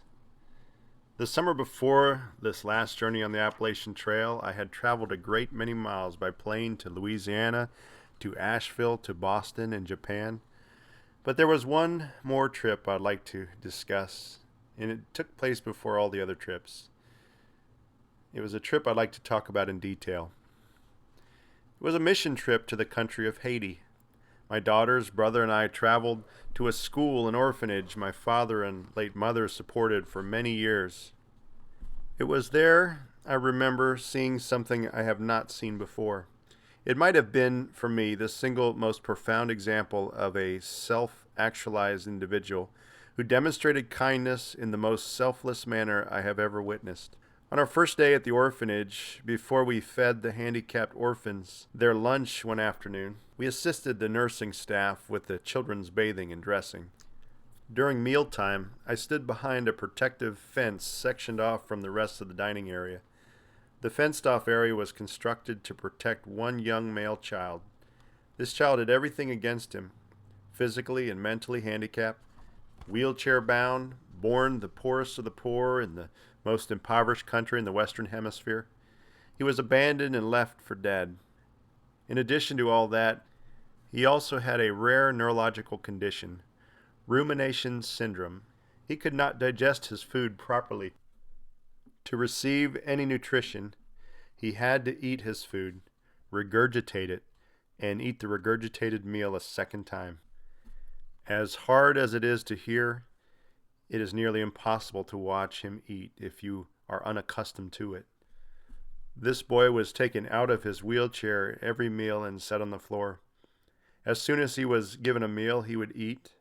His reflex would bring up the food again, and then he would scoop it up a second time off the polished cement floor.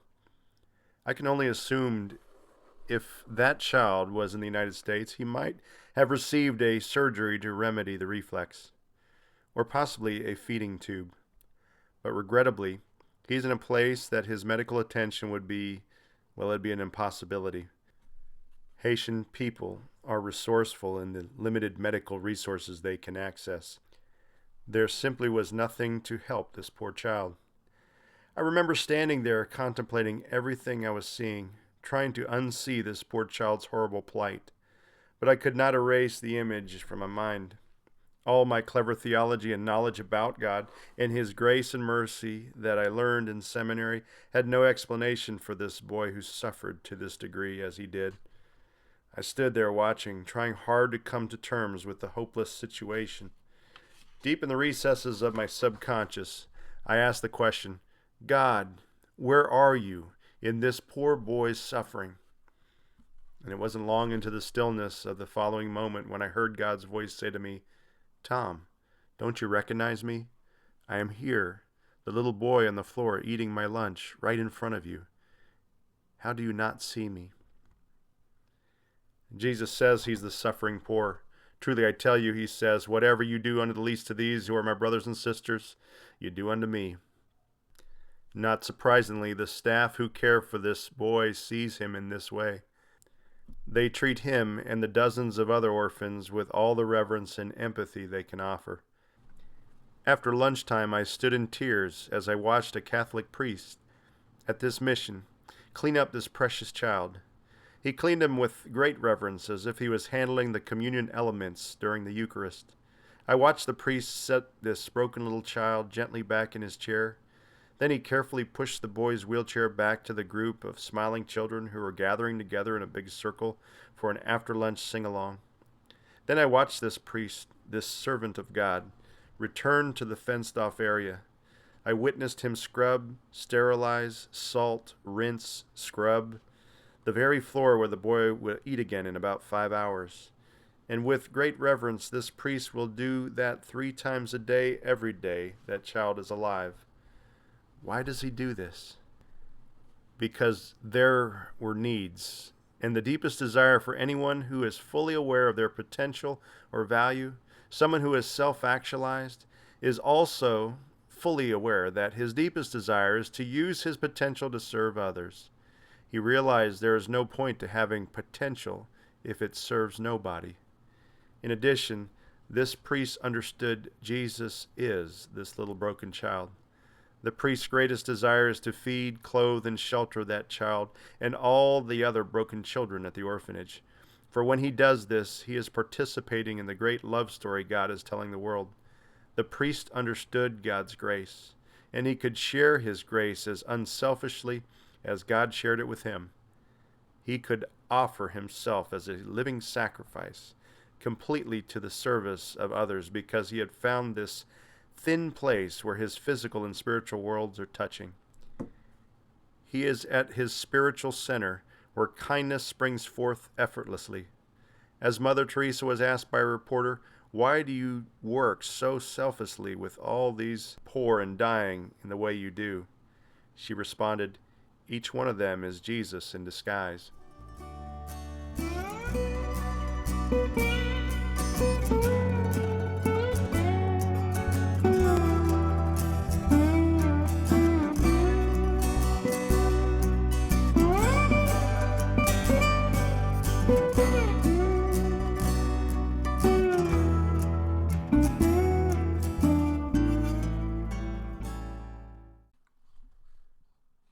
Chapter 14, 40 Days in the Wilderness. Noah had 40 days of rain, Genesis 7:12. Moses was on Mount Sinai for 40 days, Exodus 24:18. The Israelites wandered for 40 days, Deuteronomy 8, verse 2 through 5. Elijah fled from Jezebel 40 days to Mount Horeb, 1 Kings 19, verse 8. Jesus was led by the Holy Spirit to the wilderness for 40 days. 40 is an important number. I set off to hike the Appalachian Trail a while back. I hiked 309 miles in 40 days. Like every other time I hiked before this last time, it took me a while to adjust to the mind of a distance hiker. I was lucky enough to have my brother Andy join me on the first day. Before we took our first step, Andy and I and my late mother's best friend Joan Dahlberg spread my mother's ashes on the path leading to the trail. It was most meaningful.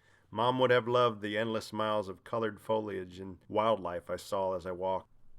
After Andy and I said our goodbyes in the morning of the second day, I walked north as he walked south back down the mountain to his car at Amicalola Falls.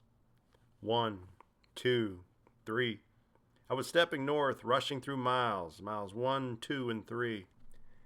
I started the trail, as I do every time, No different than I started any other day of the week back home, a bit manic, checking off miles like I was moving down the aisle, pushing a shopping cart, collecting perishables on a list, cereal, bananas, apples, 11, 12, 13. All attention on the next mile, missing the beauty surrounding the current mile. I always find it exhausting to have your mind only in the future, missing the present moment. Eventually you must leave behind the counting. You must loosen up the tight schedule. You must find a way over to your abstract right brain, leaving your analytical left brain behind. It takes a couple of days. Holding yourself to a tight schedule will keep you focused on a deadline, not the journey. After a while, I transitioned from left to right brain, transitioning from being driven to being a dreamer. And in that dream state, my mind played all kinds of scattered thoughts, pinballing one to the next. As I hiked initially, I thought of Mom for a long while. She was a kind person. She is fun to think about. I am glad we had the opportunity to sprinkle her ashes. Thinking of her led me to daydream about the many seniors I had the privilege to say goodbye to. They all left a lasting impression. I counted well over 100. That is not unusual for a chaplain of senior citizens. I was recalling each of them, the best I could. Some were much more vivid in memory than others. One of them, Ann Lancet, was a senior friend of mine who reminded me of my mother. She was kind to me. She was fun to think about. I guess that is why her memory stuck with me all those miles. I could recall the entire story surrounding Ann's death. I remember I was heading to Santa Barbara, California to participate in a retreat for work where I got the call from Ann's daughter. I was in the Dallas airport. I told her how sorry I was for her loss and how much I will miss her mother. We said our goodbyes, and I made sure to put her funeral arrangements in motion before I left the Dallas airport. That way there would be no delay when I get home. The next morning at 5 o'clock, I was up because my body reminded me that it was 8 o'clock back home in Florida when I flew out the day before. I was wide awake. All the locals were sound asleep. No TVs, radios, cell service was spotty. It was just me and my thoughts. Retreat meant retreat from electronics as well. I found myself wandering around long before the sun came up. The night before, a friend from the retreat and I hiked a mountain that overlooked the retreat center. You could see the presence of God infused everywhere along the beautiful coast from atop the peak we climbed to. But the next morning at 5, it wasn't so easy to find God. It felt cold and lonely. It was an old Catholic retreat center, beautiful but dark. I wandered into the chapel that is in the center of the small retreat center. It was only lit by one light. It was very old stone Spanish style Catholic sanctuary. It was cold, quiet, plain, beautiful. You could hear nothing. No activity outside, no activity inside. It seemed like even the dust was settled. That only light, it was a dim 60-watt bulb. The bulb was sitting in front of the statue of the intricately carved wooden Jesus on the cross. The dim light illuminated the features and details so vividly. And Jesus was hanging from the nails from his palms, a single spike through his crossed feet. His head was hanging down, with his hair hanging partially over his face. His dead weight was fallen forward so much that his left shoulder looked like it was on the verge of dislocating. It looked so real. I thought it might be hard to worship on Easter Sunday in this sanctuary because of the anguish and misery the statue portrayed. It was the perfect crucifix for Good Friday, the night of the crucifixion. I've never seen an artist capture the pain so well. In the church where I grew up, there was a cross of Jesus, peaceful face, holding his arms up to say, "Peace be with you." But that one was less menacing. But I guess that's the point, right? We're not supposed to be comfortable as we contemplate the cross on Good Friday. We are supposed to see the horror of the crucifix before it can be celebrated as the mystery and miracle of the empty tomb at Easter. I stood in silence staring at this image of Jesus for better than 30 minutes. The way his arms were just holding him up while his body was limped forward with his left shoulder that was about to dislocate, all I kept thinking about is, how can I support you, Jesus? How can I make this better? I knew it was a statue, and it was kind of silly to even think I would want to relieve the pain of an image, but this image of anguish was just so real. I admit, I cried. Strange, I know. I cried looking at the artist's statue. It was just a wood carving, but boy, the suffering. I guess I cried partially due to the second story being played out in my mind as I contemplated this crucifix. It was Ann Lancet, my nearly 100-year-old friend who died just 24 hours before. I was thinking of her since I got the call from her daughter. I cried because I was mourning the loss of Ann. Ann knew my children when they were young. She would hug my son Dan every Sunday at church, and she prayed for him when he grew up and left for the Marines and when he was sent overseas. When my mom passed away, Ann was there, making sure I was all right. I always thought if my mom would have lived another 30 years, she would have looked a lot like Ann. So I always saw Ann as a mother figure to me. A few years before, on my first visit to the hospital following Ann's stroke, after we visited a while, she mouthed the words best she could, "How is Dan?" And the last visit I had with Ann, just a few days before her death, even with her inability to talk from the stroke, she mouthed the words, "I pray for Dan every day." This was why I was quietly crying as I watched the pain that was being portrayed in the crucifix. Some time passed as I sat at the statue, as its intricate details were being enhanced by the dimly lit bulb. I was sitting well over an hour in the sadness of the loss. The one-day-old wound of losing my friend Ann, the 3-year wound of losing my mother, and the 2,000-year-old loss of Jesus. Yet, the statue's detail made it seem like I was standing at the foot of the cross as it happened. It was now 6:30 in the morning. The sun was starting to show its first glimpse through the giant wall of glass behind the crucifix. Something besides dark was entering the sanctuary. The sun was rising. A bird started chirping. I heard it clearly. It was the first noise of any kind in 90 minutes. As the sky was lighting up, I could make out the silhouette of the oaks through the wall of glass behind the crucifix. For the first time in 90 minutes, light, instead of the dimly lit bulb that was highlighting the details of the crucifix from the lamp in front of the statue. The sun was shining through from behind. The church was finally filled with light, not darkness. I sat another half hour. It was 7 in the morning. I have been in the church for 2 hours and didn't realize it. The church was lit with full brightness from behind the statue. You could no longer see the statue's detail. You no longer could see the nails on the hands or through the feet. You could no longer see the anguish on the face or the blood from the crown or the shoulder that looked like it was about to dislocate. The only thing you could see was Jesus' image on the cross with his hands lifted. It was completely engulfed in the morning sun that was radiating through the wall of glass from behind the cross. Jesus was bathed in light. The birds were all singing through the sunrise. I heard movement, people. The locals were rising from the dead, cooking breakfast, talking, taking showers, living. In 2 short hours, I passed from Good Friday to Easter Sunday, the time between the total end and the total new beginning. I was no longer sad for Ann. I was happy she nearly reached 100 years. For my mother, although she never made 70, I was happy for her all the same, for she trusted this eternal picture.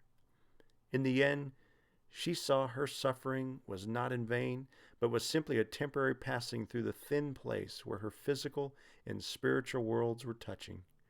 For the suffering, Jesus is. It is like the Buddhist Four Noble Truths that reminds us that suffering exists, but to end the suffering is to be detached from all the outcomes. In other words, be okay with what is. This, of course, is never easy, but it is sage advice when it comes to death of loved ones. To be at peace with what is, while being thankful for all the love the deceased left behind. Faith is trusting that we are eternal beings on a temporary earthly journey, And death is no longer the final curtain, but a thin veil separating the physical and the spiritual. Deep suffering makes theologians out of all of us, as Barbara Brown Taylor put it. The questions we ponder in Sunday school rarely compare to the questions we ask while in the hospital bed or saying goodbye to a loved one. Grace insists that we share the pain as well as the joy with others. After thinking about Anne, my mother, and the statue during my early hours of hiking north, my mind started to wander thinking about my family. Eileen, my wife. I married her back in 1990 when I was 22 years old. She has always been my confidant and biggest supporter. It is not every spouse who would support her husband leaving for 40 days to chase a dream while she stays at home to earn a paycheck. She is kind. She is fun to think about. But we have always supported each other in the dreams we had. Good things come from cooperation. Together we raised 3 children who are doing good things in the world.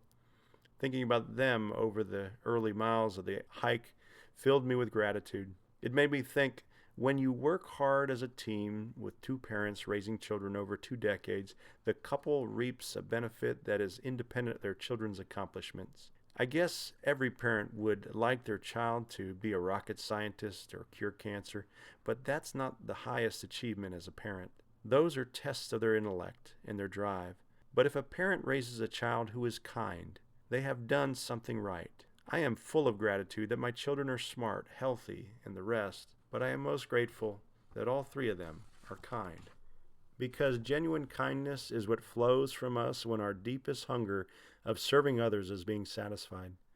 My children are fun to think about for me, so I thought about them for many miles. After feeling the gratitude of my family, I moved into thinking all the other thoughts that constantly parade in my head. Good food, extended family, friends, craft beer, theology, my church, food again, and physical therapy. Just a constant stream of chatter. Finally, after a few days on the trail, I learned to let go of thought, and, like the trained monks, I was fully present.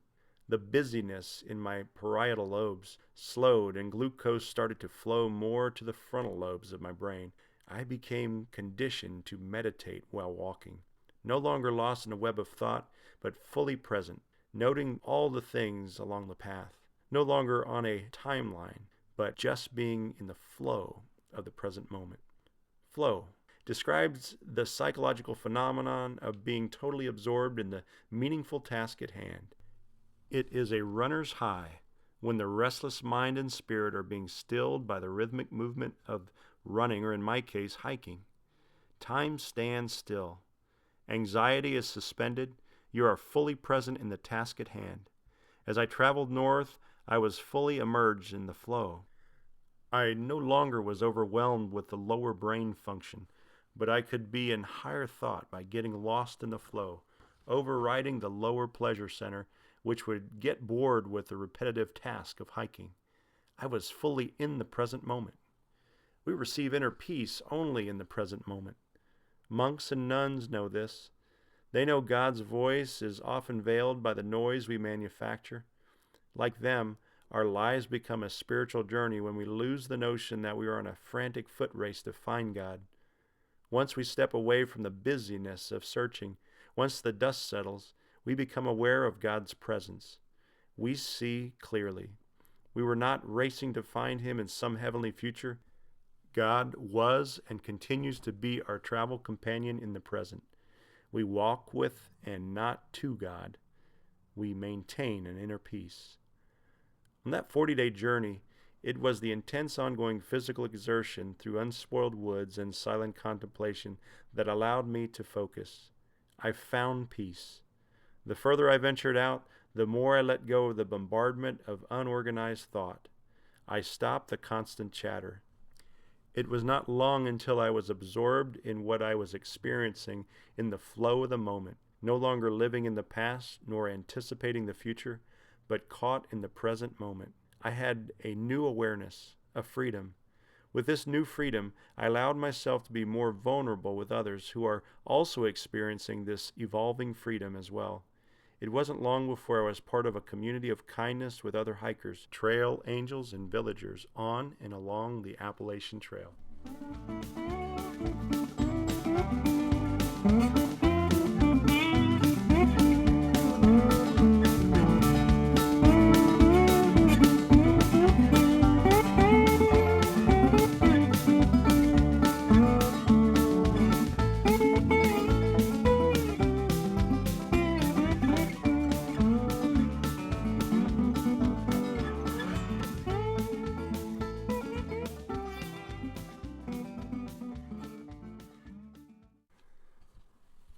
Chapter 15, Hikers, Trail Angels, Villagers.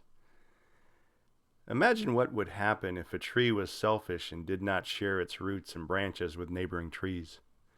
Eventually, the shared, intertwined roots and branches of all the other trees would grow up and become a healthy forest. Under the shadow of the healthy forest canopy, the selfish tree would slowly yellow, rot, and turn to sawdust, since it had no sunshine or shared roots with its neighbors. If only it had learned to share. In the end, kindness matters most. This might be the best way to understand the people on and around the Appalachian Trail. I will mention fellow hikers only by their trail names. If you're not familiar with trail name is a adoptive, descriptive name given to people to help them fully embrace their new reality as hikers. I will also introduce you to some trail angels who come to the Appalachian Trail simply to provide relief to the hikers. They offer help or trail magic, whether it be food, beverages, rides to nearby towns, or anything else a hiker might need. Also, the villagers are worth mentioning. So many of them take the time to help the weary traveler who hikes in their towns.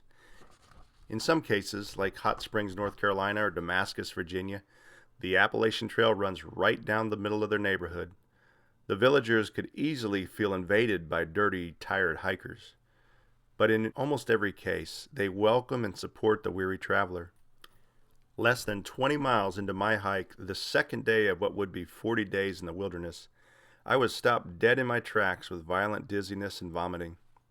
The night before, after a difficult climb out of Amicalola Falls onto Springer Mountain, I experienced a sour stomach, but I didn't give it much thought. Maybe it was from the intense exertion. Maybe it was the 2,000-foot rise in elevation. It started with vertigo, a little sour stomach, one upchuck that night, and it was over. I felt better in the morning. The morning I said goodbye to my brother Andy, as he hiked south back to his car while I hiked north. By noon that day, the sickness returned with a vengeance and violent vomiting and vertigo. It felt like the trip was over before it began. A fellow hiker, trail named Squirrel, was the first of many trail angels who crossed my path over the next 300 miles. She stumbled upon me while I was sprawled out on a rock on top of Sassafras Mountain. She found me incoherently trying to describe my issue after I spent better than an hour there. I was not sure how long I was throwing up or passed out from the dehydration. I just knew something was terribly wrong. She pulled out her phone. She received a faint signal that was just enough to get a hold of a shuttle service. We slowly walked down the backside of the mountain together to where the trail crossed the nearest dirt road.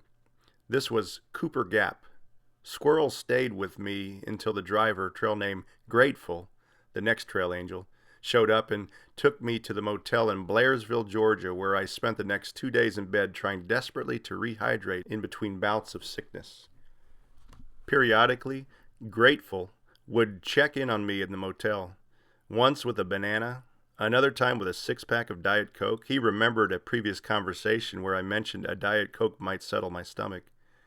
2 days after my exit from the trail, Grateful picked me up from the motel at 6 in the morning to take me back to the very place on the trail where he rescued me. I thanked him profusely and headed north again. As I hiked on that day, I was playing a slideshow in my head that led me up to this hike. This was not how I was supposed to start, although it gave me a chance to create a lasting friendship with some trail angels, Squirrel and Grateful. Whenever I am in Blairsville again, I will look up Grateful. I recommend if you are in Blairsville and need a ride, call Grateful. His real name is Donald Ballard. He is the most caring shuttle driver I have ever met, and for that, I am grateful. It takes a few days to learn to give up the carefully planned journey and adapt to what the body and the weather are telling you. Road racing events allow you to race for time, but not so much hiking for the extended period through unpredictable terrains. You learn to follow a much looser schedule. This flexibility allows you to learn what the trail is trying to teach you and not to be in a constant conflict with the unpredictable nature of the wilderness. The woods can only teach if the student takes time to listen. I decided to listen, and because I listened, I had opportunities to meet hundreds of other hikers, trail angels, and villagers along the next 40 days that I might have passed by otherwise. Hikers instinctively slow down and listen to the needs of other hikers so they can offer a special assistance that only they can provide. At a hiker hostel in Dahlonega, Georgia, Stephanie and Tracy were friends doing a few weeks in hiking together following the death of Stephanie's mother. They did not have trail names yet. It was too soon in the journey. Tracy's knee started hurting. As a physical therapist, I examined her knee, and she was a perfect candidate for my knee brace that I packed in a case I didn't need. I did not need it, so I gave it to her. She was grateful for it. That same overnight in the hostel, a massage therapist offered his unique set of skills and trigger point therapy to all the hikers with their tired feet. It was certainly trail magic that only he could provide. On the 7th day of my hike, 3 young villagers offered me a ride to Helen, Georgia, to visit an old friend where he plays accordion in a German beer hall. That day, I got a break of my steady diet of tuna packets, peanut butter, and dried fruit. At the beer hall, I had a large portion of sauerbraten, sauerkraut, mashed potatoes, a giant soft pretzel, and 2 German beers. It was a gift, thanks to my friend Don Ostrowski, the accordion player. It was magic. The ride into town by the helpful villagers, the kindness of my friend Don, it was trail magic at its best. At the top of Georgia hostel, Byron from New Zealand was having ankle issues. I offered stretching and joint mobilization techniques that he could do himself so he could help relieve his chronic pain when he puts weight on his ankle. 100 miles down the trail at another camping spot, he shared that he has been faithful with his techniques and they have been helping him tremendously. This was simple trail magic that was unique for a physical therapist to offer. It was also at the top of Georgia Hostel where I met an Army veteran trail named Beer Money. Together we found an old Mexican restaurant and celebrated hiking the difficult 78 miles of the Appalachian Trail through Georgia together.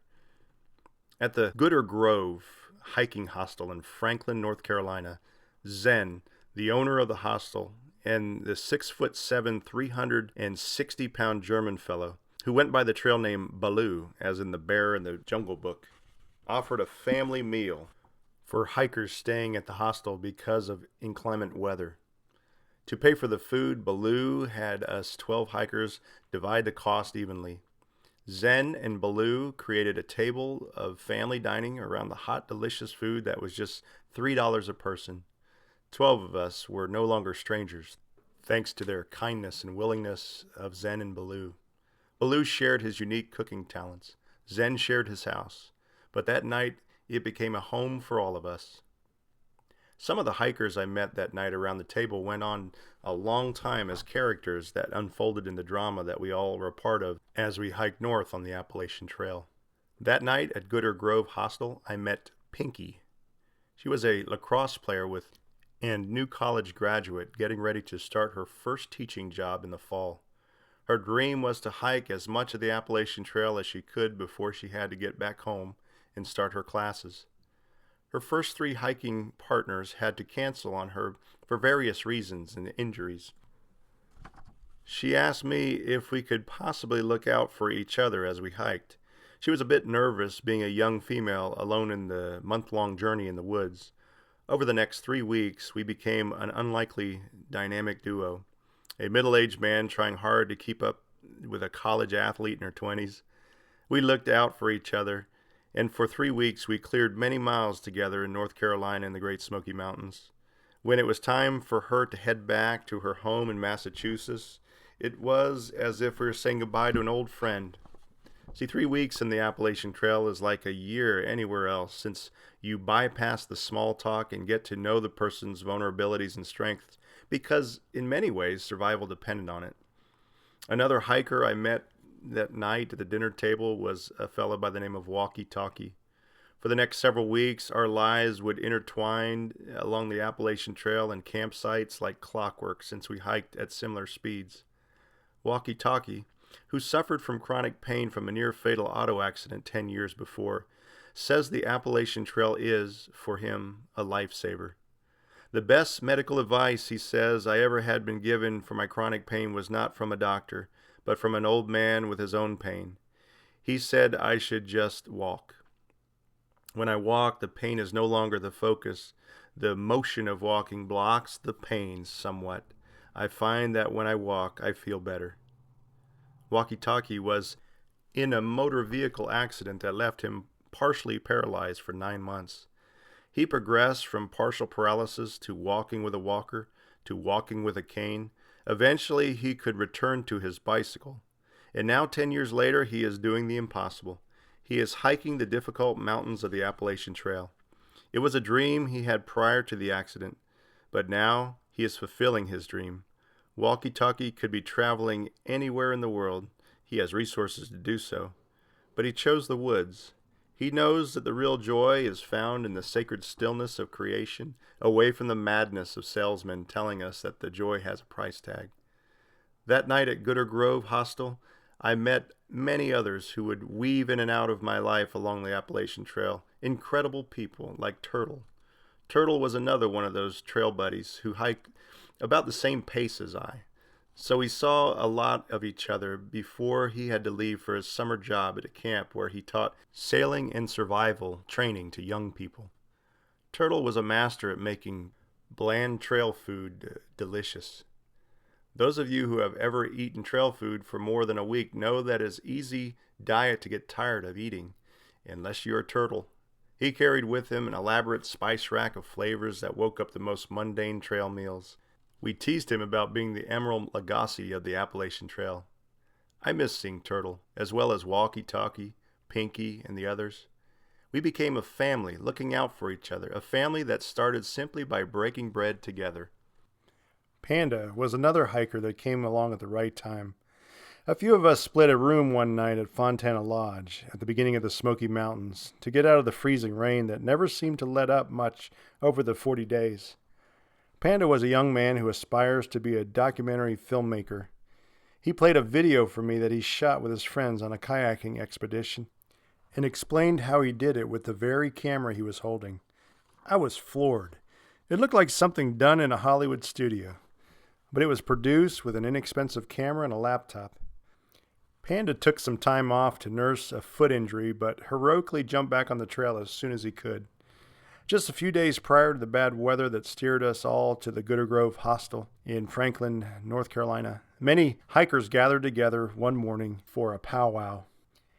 After breakfast and before everyone started to break down their tents, there was a magic moment of vulnerability among the group of hikers who were total strangers but allowed themselves the vulnerability to become friends.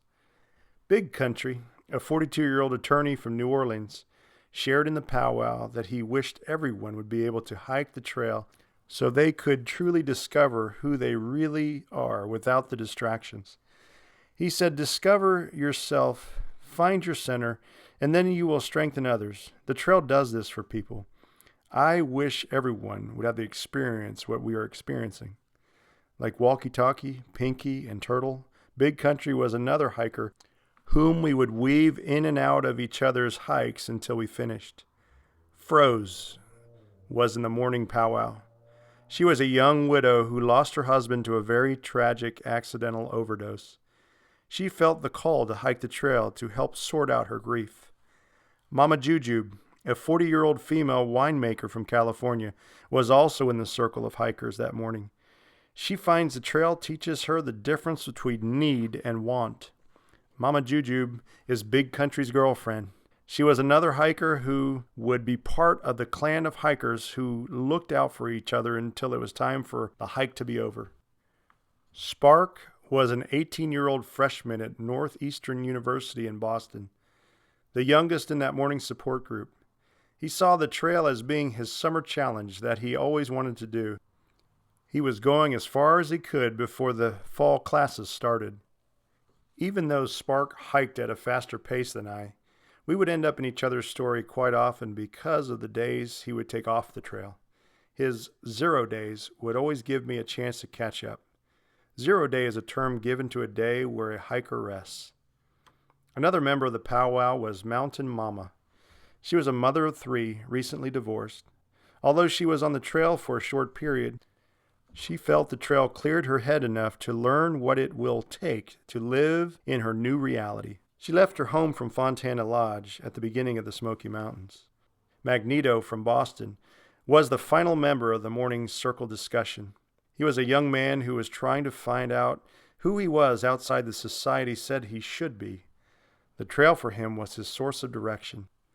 A few days after where the magic happened in the gathered hikers in the powwow, I met Guitar Man in a stretch of trail in North Carolina. He would play his guitar around camps for other hikers when the time was right.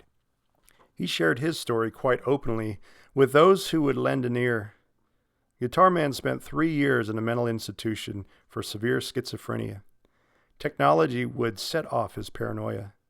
His delusion was that he was feeling computers and cell phones were surveying him. He thought he was constantly being spied upon. He said, "The only time I feel free from my paranoid thoughts are when I'm in the woods, away from technology." It was the third and final time we would run into each other as we sat together on a park bench outside of Fontana Shelter in North Carolina. He said, "This trail is healing for me. It is the only place I can find peace." Later, we were all in Gatlinburg, Tennessee. One more night in a motel to escape from the freezing rain of the Smoky Mountains. In addition to Pinky, Big Country, Mama Juju, Turtle, Walkie Talkie, and myself, some additional wonderful personalities grew our community: Mouse King, Tiger, Gnome, and Waldo. The pack grew. Except for Waldo, who made her exit in Gatlinburg, all of us rambled on together through the second half of the Appalachian Trail in North Carolina. The pack dispersed after the Great Smoky Mountains. Some of us hitched a ride to the festival in Damascus, Virginia called Trail Days, while others hiked on. Although I would continue to see some members of the group off and on throughout the days ahead, many days we traveled alone due to the various paces and 0 days taking at different times. On a particular day that I was hiking alone, I met a trail angel who went by the trail name Apple. We met the day I was caught in a thunderstorm outside of Newport, Tennessee. That rainy day, as the noon hour approached, I noticed the skies were getting worse. Wind and rain were stirring more so than in the morning. Just about an hour before, I witnessed a mature tree crashing to the woods just ahead of me. I thought that this was a little bit unusual, but honestly, I saw the same thing happen back in the Smoky Mountains about 5 days before. When the winds pick up, since the trail is so heavily populated with trees, you might eventually witness one of these majestic, mature trees come crashing down. Seeing 2 during the same 40-day trip must be a rare coincidence, but I saw it. The lightning, the bears, the freezing rain, and the trees were all a reminder of the dangers of nature if you are not giving it your attention and respect it deserves. That noon hour in the driving rain, I spotted Apple up ahead on a trail, taking down his trail angel location where he was giving out Gatorade. Apple yelled to me through the noisy weather, "I didn't think I would see any hikers today. You are the first one." "Really? No one before me all morning?"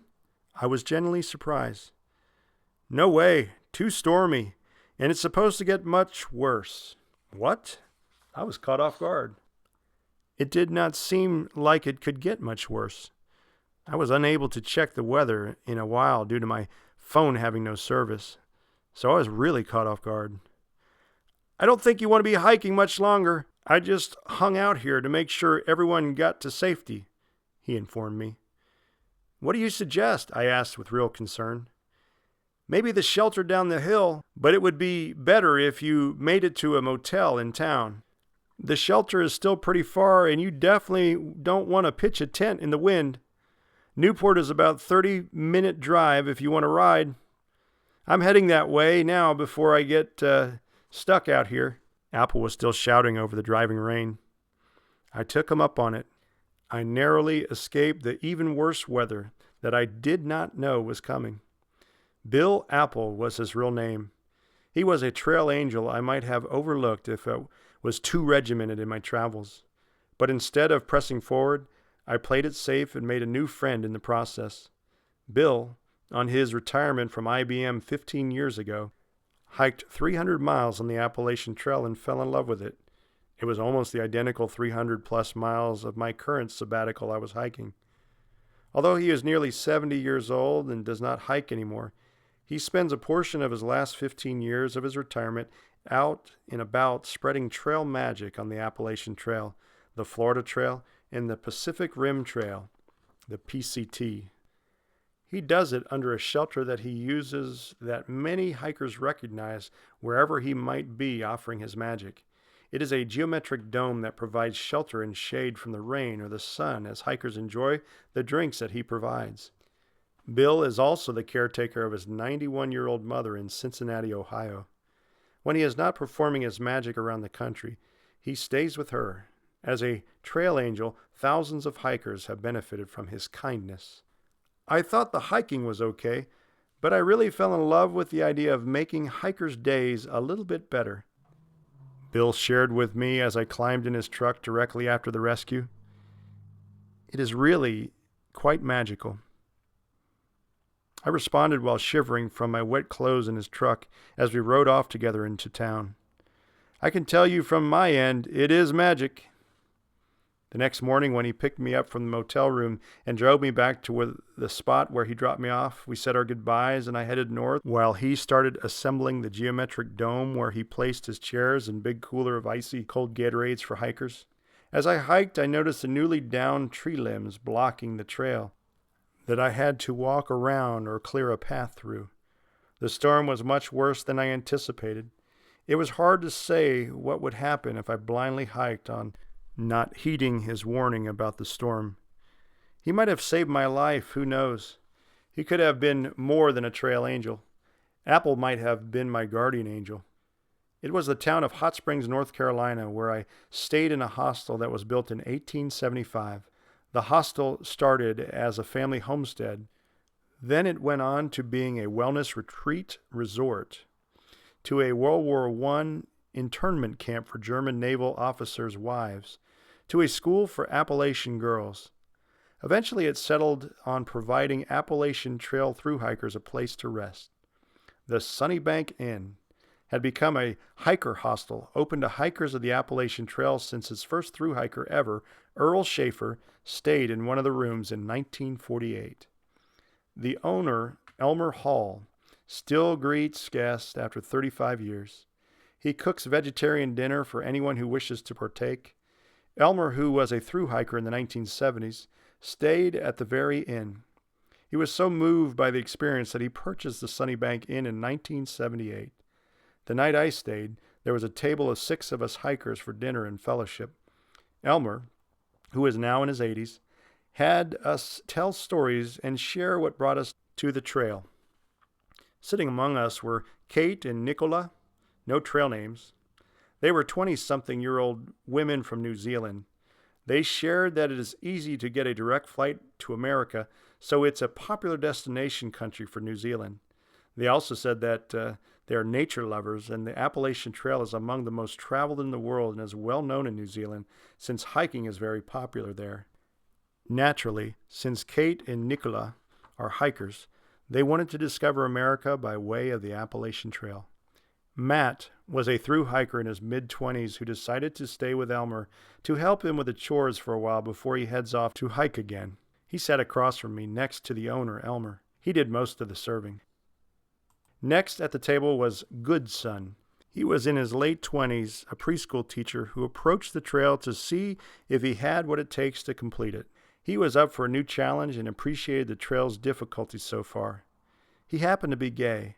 He was very open with his gratitude for gay men and women and politicians who in the past have made being gay in America being more accepting and normal. Then there was Elmer, one of the most interesting men I had the opportunity to break bread with. Overall, that was one of the most pleasant times I've ever experienced with 5 very diverse strangers. We learned a lot about each other over a vegetarian meal and 2 hours of fellowship. We listened to each other's stories and broadened our appreciation for everyone's culture and generational differences. It was magic. The meals and fellowship we shared, the kindness hikers shared with each other, and the magic of the trail angels and villagers all made me ponder the question, what if love was our real currency? I don't mean love of money or romantic love, but real love as we know it. In this new economy, where our currency isn't money but love, we would face a paradox because real love compounds interest quickly, only when it is shared. It also dies on the vine if hoarded away. After the experiences on and around the trail, I feel the truth is that only the truly wealthy understand that real love is the only real economy. People who don't understand this are often so poor, all they have is money. Each of us hikers, the trail angels and villagers, all had a sense of optimism about the power of the trail. "The trail heals you. Seriously, brother, I mean it," says Grateful, the shuttle driver who rescued me on day 2 of my journey. Like the people of Okinawa who have a deep love and reverence for the senior citizens, the people on and around the Appalachian Trail share a deep love and reverence for the lives of the hikers. Trail magic seems to be a manifestation of the positive energy the trail gives us all. It is demonstrating the new currency of love. No trail angel must offer a drink, food, shelter, a ride, or anything else, yet the angel always offers. Trail angels know their value in the world. They are self-actualized individuals. Their genuine kindness flows forth effortlessly because the deepest hunger of serving others is being satisfied by spreading magic. As Abraham Maslow reminded us, self-actualized people are without one single exception involved in a cause outside their own skin, in something outside themselves. There is a magic, a healing power. My charismatic shuttle friend Grateful stated, "It restored my hope in humanity." The trail affects us all. I could speak of hundreds who I've met along the trail who entered every conversation, every interaction, with a hope to bring a little magic back to the lives of others. Unlike the competitive world we live in, inside the trail magic mentality, the goal is not winning a race, but bringing others with us along the journey. All boats rise with the tide.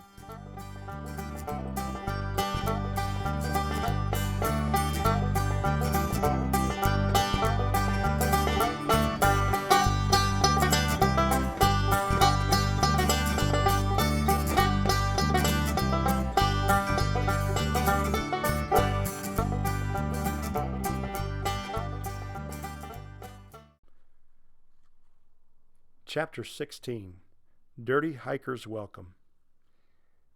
As I am writing this chapter, I'm sitting on a picnic table in the middle of downtown Damascus, Virginia, often called the friendliest town on the trail. I am here during an annual festival called Trail Days. Many of us hitched a 3-hour ride north to be part of the festivities after we completed the Great Smoky Mountains National Park. The tiny town of Damascus has less than 1,000 people. During the 3 full days of celebration, it swells to 20,000 over the festival weekend. This year is no exception. Hikers are sprawled out everywhere. I can see from one corner of the town's central park to the other. I can see all kinds of folks, young and old, walking about from vendors to food stands to the entertainment pavilion. Most everyone at the festival, whether vendor, volunteer, or villager, are hikers themselves, or at least is related to a hiker. It appears that everyone at the festival understands this strange attraction to the trail and sympathizes with the current hikers on their shoestring budgets and limited carrying capacity. Vendors sell to people knowing they only possess what they can carry.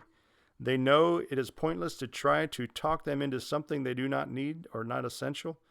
They have been there. They themselves understand the demands of hiking. The hiker values, not the romantic want of an item. Instead, the hiker looks to the utility or the need of the item. There are no pressure sales. It is like a parent offering sage advice to their child to make her life a little less cumbersome. Vendors really want a life to be easier for hikers, so they enjoy the journey without the extra weight. Many booths are offering free advice on whatever topic it might be. There are equipment repair tents, medical tents that take care of foot problems and checking for vitals.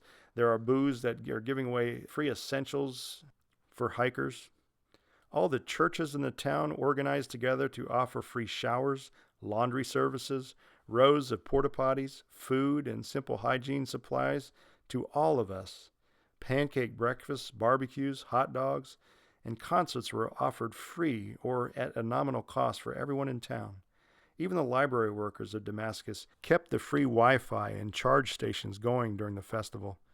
Big Country and Mama Jujube were given new hiking socks to protect their feet on the trail, as well as homemade crocheted hats to protect their heads from the sun and cold. After they showed me their hats, I had to find the little group of church ladies who were knitting the hats for hikers. I found them. I received my free hat. The homemade tag attached to it said, "This hat is made with love. Jesus loves you, and so do we." It is hard to fathom this unusual but incredibly beautiful festival of goodwill. It is about the fellowship and very little about the economics. Sitting here in Damascus made me ponder the question from the last chapter.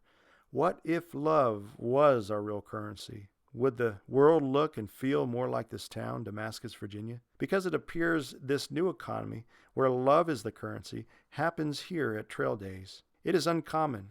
20,000 people, most of us dirty hikers, sleeping in thousands of tents around the town, and simply does not have an infrastructure to handle that many. It should not work properly. Yet I am witness to the miracle of this celebration. And every year since 1987, it happens with little to no difficulties. What if love was our real currency?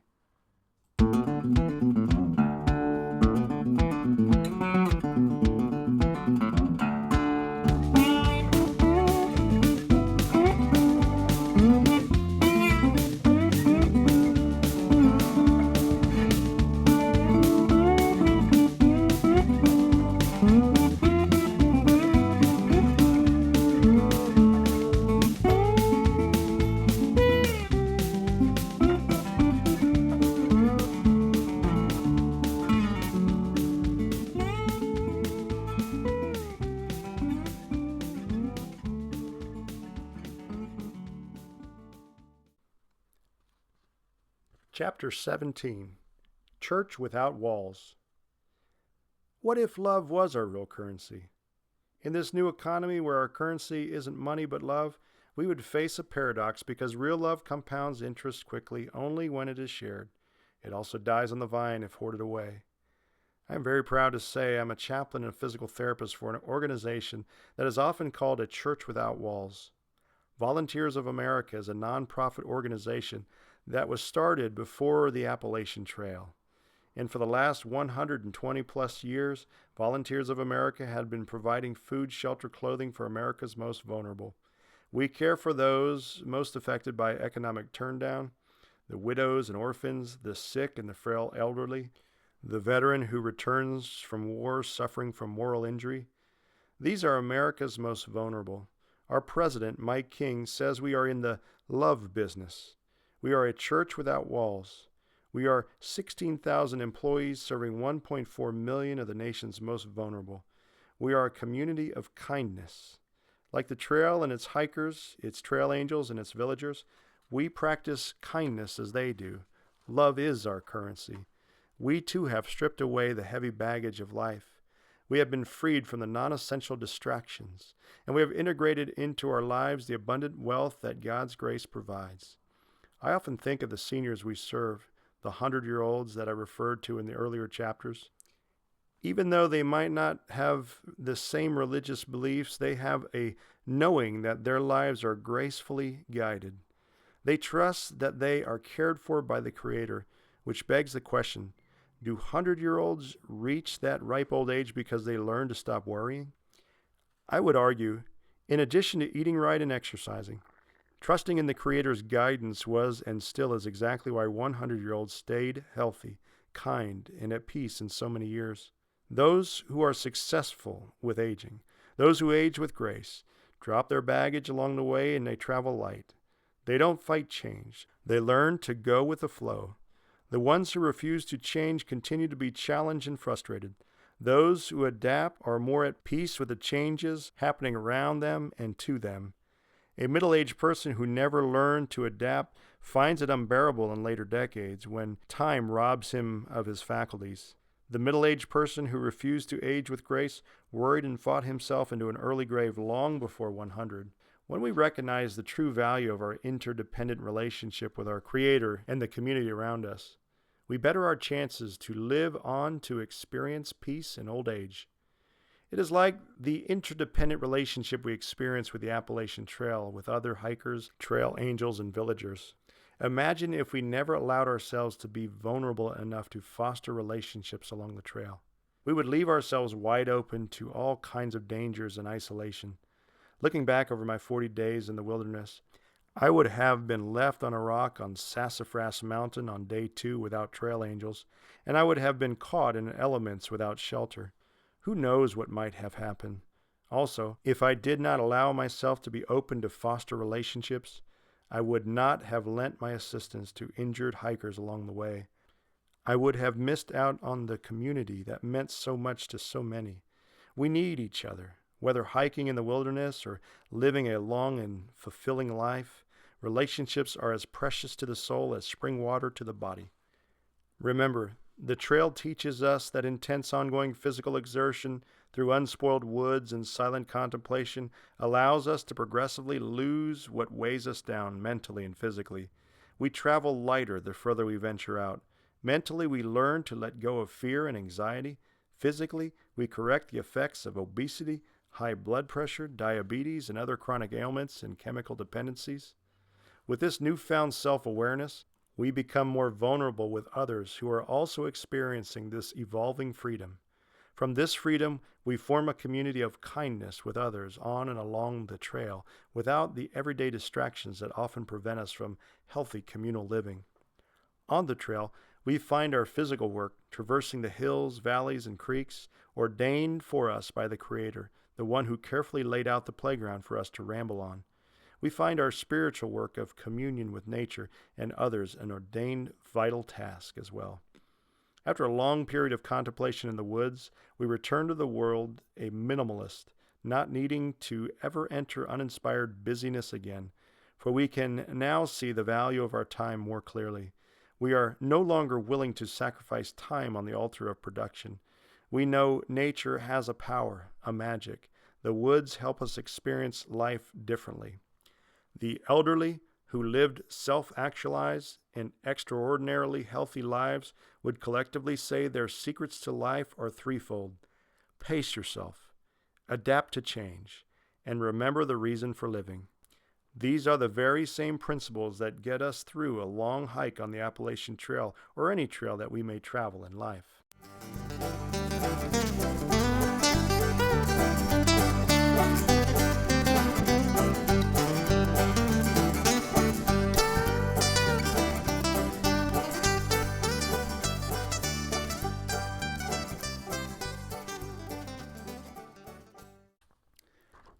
Chapter 18, More Than Words. So many books offer easy-to-follow bullet points or lists of principles that would guarantee you get something for the time you spend reading the book. I guess the 3 principles that have been taught to me from the healthy 100-year-olds wouldn't guarantee you would live the same way they did, but it would certainly better your chances. The aging gracefully principles. Number 1, pace yourself. Number 2, adapt to change. Number 3, remember the reason for living. And because those same 3 principles of successful healthy living are similar to the principles practiced by myself and other hikers I have witnessed, I do think these 3 principles would help you better traverse your way through a long journey you find yourself on. The hiker's principles are 1, pace yourself on the trail. 2, adapt to changes along the trail. Number 3, remember the reason for hiking. But still, something would be missing if this book was only about these three principles. The hikers, the trail angels, and the villagers who offered their assistance all had discovered something about themselves, not because they carefully followed these three principles. They discovered something about themselves, and because they discovered it, they lived out the three principles. What they discovered was a grace, a power in the wilderness along the Appalachian Trail. And once the hiker, the trail angel, or villager discovered nature's grace, they were never the same. They became part of the trail's story, its magic, by serving others on and around the Appalachian Trail. Like the message shared to me from the 100-year-olds who aged gracefully, the hiker, the angel, and the villager discovered who they were by the grace of God. And once you experience it, you will always see the Creator, His provisions, and other people through the lens of grace. And the genuine kindness will flow forth as effortless as spring water that sustains our lives along the trail. Then through the lens of grace, the three principles, pace, adapt, remember, will be followed naturally. Thomas Aquinas, born some 800 years ago, is often thought of as the greatest theologian who ever lived. His last work he was writing was to be a swan song called Summa Theologica. His final work was an attempt to answer the questions regarding the relationship between God and man together in one work. It was said that his writing was for 9 years when, all at once, he stopped working on it cold turkey, never put another word into it. His reason? He said during worship one morning, he caught a glimpse of eternity and suddenly realized that all efforts to speak of God were puny and fell short, far short of God's glory. And so he stopped working on it. A friend of his, Reginald of Piperno, heard Thomas Aquinas break his silence about his writing while he lies on his deathbed. The great theologian said, "All I have written seems like straw to me compared to those things that I have seen and have been revealed to me." I am no great theologian, but I think I understand what Thomas Aquinas was saying. Words just fall short. I understand any time we put words down to describe grace, we are somehow limiting grace. Words just are not big enough. I heard another writer, Philip Yancey, say, God's grace can be dissected much like a frog, but the frog dies in the process, and the exposed insides are discouraging to everyone. Over the years, I read a small library about grace. It had cured me for ever needing to dissect grace any further. Grace is best understood not with words, but by witnessing the liberation one experiences when he allows himself to simply accept it and then be effortlessly transformed by it. Therefore, I hesitate to leave you with the three principles I have learned from hikers, trail angels, villagers, and healthy 100-year-olds who aged gracefully. Without seeing the principles through the lens of grace, they are simply straw to me compared to those things that I have seen and have been revealed to me. So unlike most self-help books that let the principles be the take-home advice given in the final chapter, let me end this book with a couple short stories. There is a story in the book of John in the New Testament. It is a peculiar story about two friends, Philip and Nathanael. Nathanael wasn't sure if it was necessary to meet Jesus, while Philip already did and was changed by the experience. Nathanael was listening to Philip talk about this person of Nazareth named Jesus. Nathanael, who we can only assume was a bit of a skeptic, asked Philip, "Can anything good come from Nazareth?" And instead of browbeating Nathanael about how he should be more religious or believe like he does, he simply asked Nathanael to experience the same thing he experienced. After Nathanael asked the question, "Can anything good come from Nazareth?" Philip simply replied, "Come and see." There's another unusual story in a different book of the New Testament about two friends. These two were walking on the trail that leads to the village called Emmaus. The two hikers met a guy along the path. They dined with him. They didn't realize at the time, but it was revealed to them rather mystically that the person was Jesus. Although they were a bit mystified, they somehow just knew something extraordinary just happened. They asked each other, "Were not our hearts burning within us when he talked to us on the road and opened scriptures up to us?" I share those two stories because both sets of friends came to a thin place where the physical and the spiritual worlds met. It was a aha moment that was beyond logic for all of them. They could not explain the supernatural experience completely with words. In the first story, one friend had to invite the other to see for himself, while in the second story, the friends somehow knew the encounter was mystical because of something they felt. Were not our hearts burning within us? I find so often that I want to describe the mystery of God's beauty along the Appalachian Trail, and I fall short with my words. I have dragged my poor children up the mountains of the Appalachian Trail when they were small for many times under protest simply because I wanted them to see, or better put, I wanted them to feel what I felt on the mountaintop. My excitement could not find words. I could only invite them to come and see. Climbing to Charlie's Bunyan in the Great Smoky Mountains, the picture on the cover of this book, I could not find words to describe what I was seeing, or better put, what I was feeling. My enthusiasm could not juggle the adjectives needed to give this view what it deserved. Words seemed to fall flat. The only thing I could say to people about what I experienced was the same thing Philip said to Nathanael, come and see. Like the two friends hiking to Emmaus, every time I hike up the mountain, I see the vista that lay out before me. My heart burns within me, much like the travelers' hearts burned within them upon their supernatural experience. I have a question for you. Have you ever noticed when you're asking to point to yourself, you don't point to your brain or stomach or diploma or paycheck. You point to your most vulnerable place, the center of the chest. You point to your heart. Why is that? Maybe it is understood by all of us, whether consciously or unconsciously, that when we point to our hearts, we are pointing to the physical and spiritual center, our thin place. It is from this center where the mystery of God's grace is best understood, or better put, best felt. On the mountaintops, like the one on the cover of this book at Charlie's Bunyan in the Great Smoky Mountains, I can hear 1,000 sermons come together in a speechless moment. All the beauty and mystery surrounding me shout of God's grace. My heart in the center of my chest burns within me every time. I can't explain it to you because my words are straw compared to what I am seeing, or better put, what I'm feeling. So instead of trying to explain the beauty and mystery of it all, I invite you to put on your hiking boots and come and see. Grace and peace be with you on your journey.